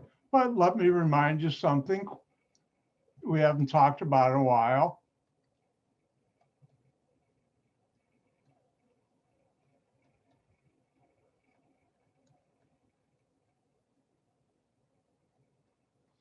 Di is a prefix when you have 2 groups like dimethyl, tri is 3, tetra is 4. What would be the common name of that molecule?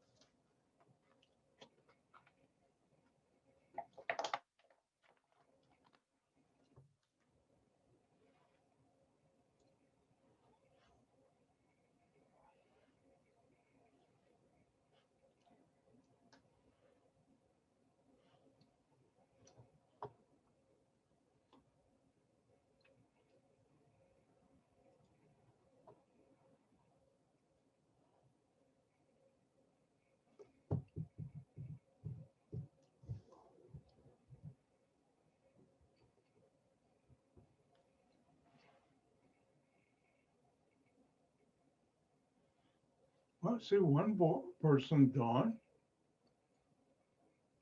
I think everybody's done, so I better get to work. And what do we have here? Oh, a nitrogen, but it's got a plus charge and a cation, halogen cation, anion, and it has 1 plus 4 groups. This is a quaternary ammonium salt.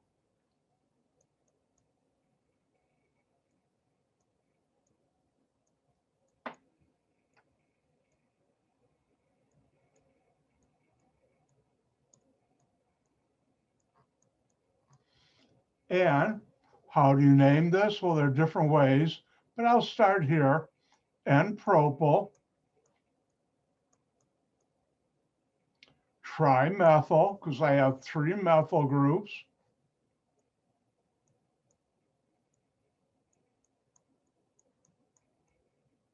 Then since it's a quaternary ammonium salt, Dr. White's being good, not using slang,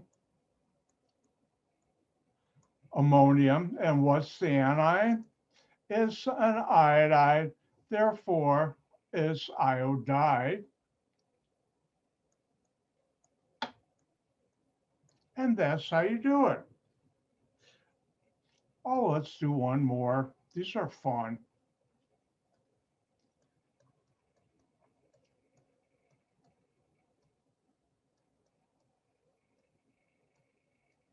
There you go, one more.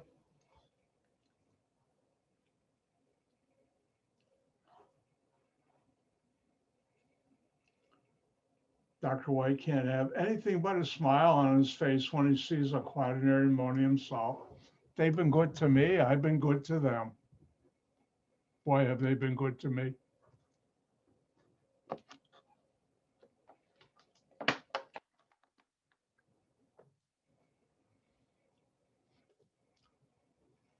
Plus, it got me to Europe, Canada, and Mexico.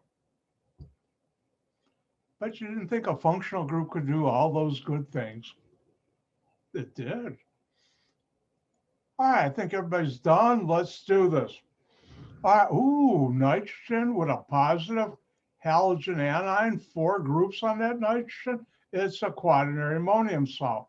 And notice we have 4. Oh, someone was nice enough to write on the whiteboard. 4 is tetra. So this would be tetra, methyl, ammonium,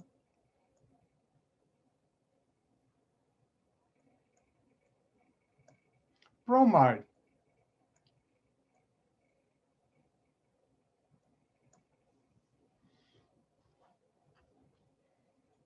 Now, it's my personal honor and pleasure to introduce you to a very old friend of mine, and that's a quaternary ammonium salt.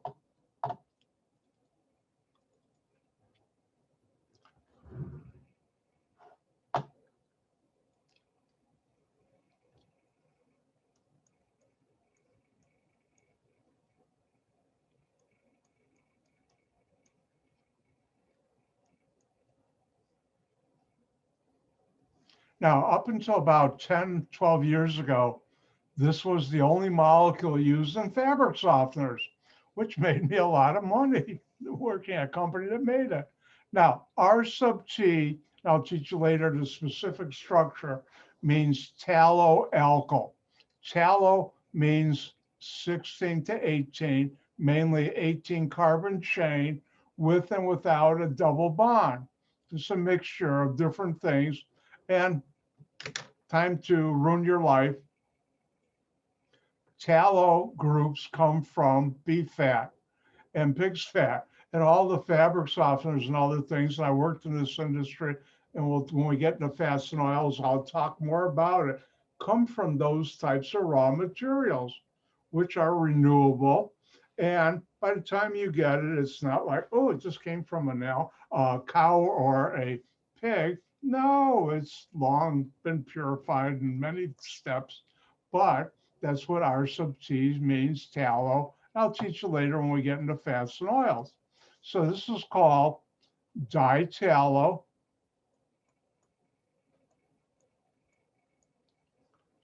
dimethyl,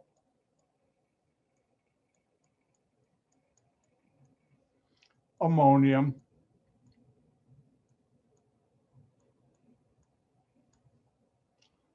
chloride. And when I was at AXO, we made about 100 million pounds in the United States alone of this compound. That's a lot. Think about it. In fabric softeners, the lower concentration, there's only about 4%. When Walmart said we want to cut down on space taken up by the liquid fabric softeners, so they told the companies that made it, you better get the water out of there, and they double the concentration, 8. Think about that, all the millions of pounds of fabric softener sold in the United States. And why do I say until about 10 years ago? Because what they've done is replace this a while with what's called an Ester quaternary ammonium salt, where R sub T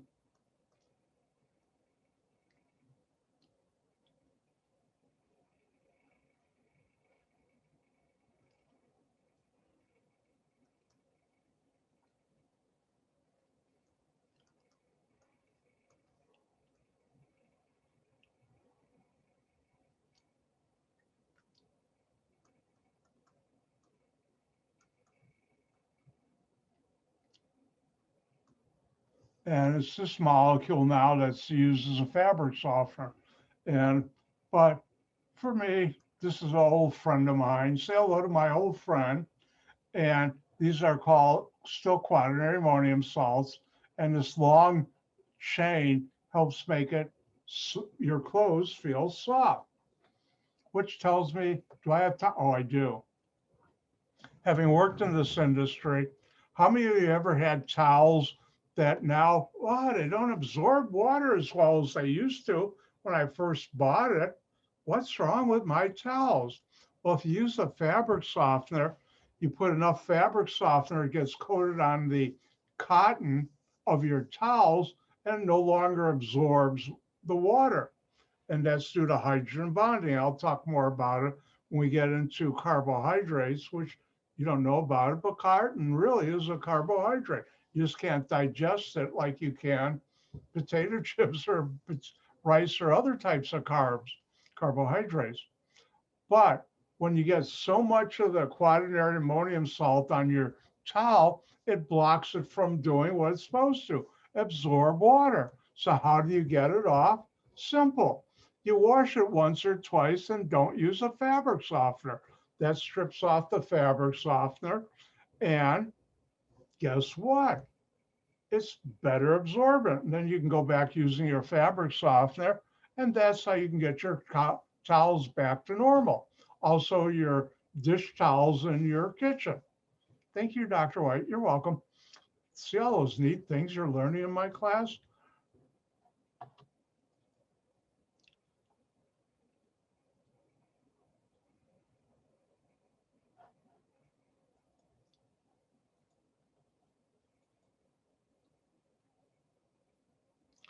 Now, switches off for the smaller amines, you get a strong ammonia odor.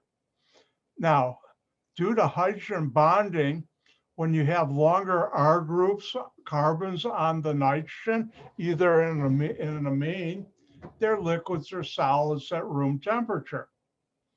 And this is due to hydrogen bonding. But the short ones, they can knock you off your feet. They're that strong. Now, how do you make an amine? Well, there are a couple of reactions I'd like to talk about. I'll get to at least one of them today.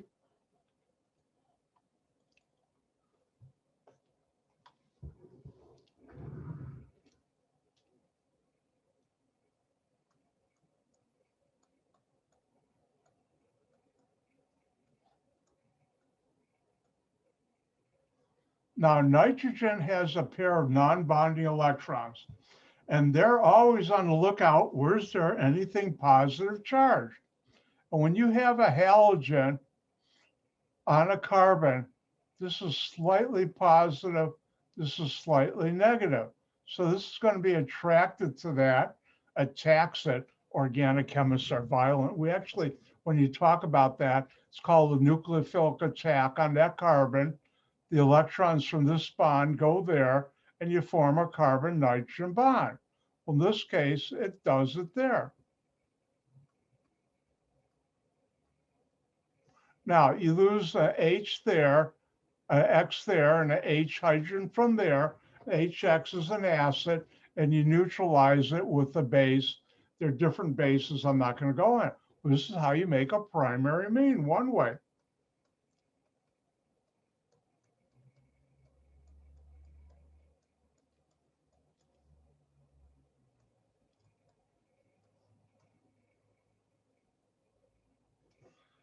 If we look at this, what's different? Ooh, ammonia, that's different.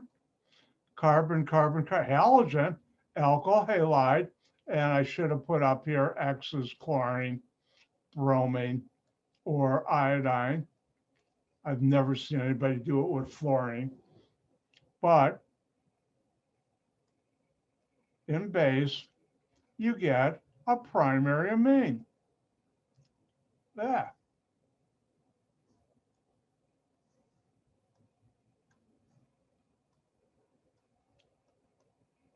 Remember, at this point, there are 3 bonds, 2 nitrogen, the remainder are hydrogens. So what's my R group? and propyl. The carbon with the halogen is the carbon the nitrogen will be bonded to. Do you break carbon-carbon single bonds? No.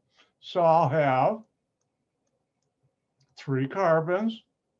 This attacks and bonds to that.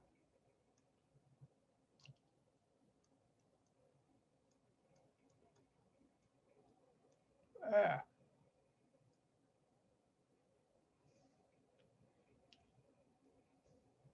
think I have to change the battery on my brain tonight.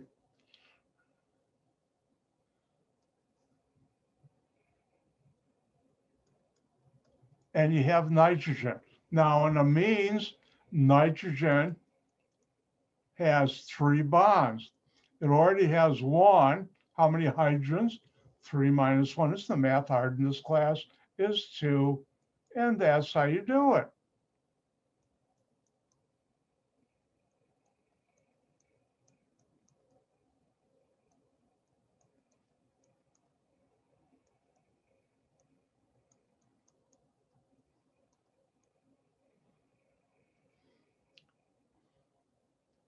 If we come here, here's one for you to have fun with.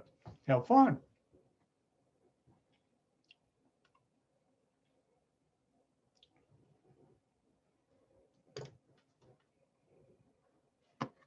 Oh, I'm going over. I'm sorry.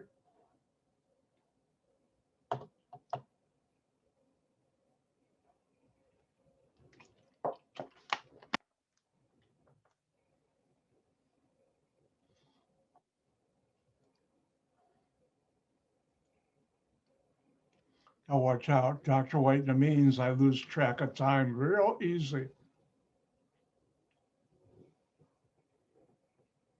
All right, anybody need more time? I think the answer is yes. Let me look at the other people. Anybody need more time? Nope, I think everybody's done. Nobody's yelling at me. Let's take a look at this. What's different? Carbon with a halogen, alkyl halide. Remember, X can be chlorine, bromine, or iodine. Ooh, ammonia. Plus, it's run in the presence of a base. And what do I get? A primary amine. What's my R group? Isopropyl. The carbon with the halogen will be bond to nitrogen. There's 3 bonds to nitrogen, so I'll have 2 hydrogen. And that's what you get. I'm sorry, bad Dr. White. I went a little over, but I was just having fun with amines, and wait till we get to quaternary ammonium salts. Boy, watch out. But anyways, remember, Wednesday, the lab we did a long time ago is due, and I'll talk more about labs on Wednesday. We'll continue on with amines and quaternary ammonium salts. And don't forget, tonight I have my office hours, and say a good prayer if you're religious for Tom, and hope he does well. If you're not, just have put positive vibes toward his direction, whatever hospital he's in. I hope he's doing okay. And with that, I'm going to say my world famous goodbye.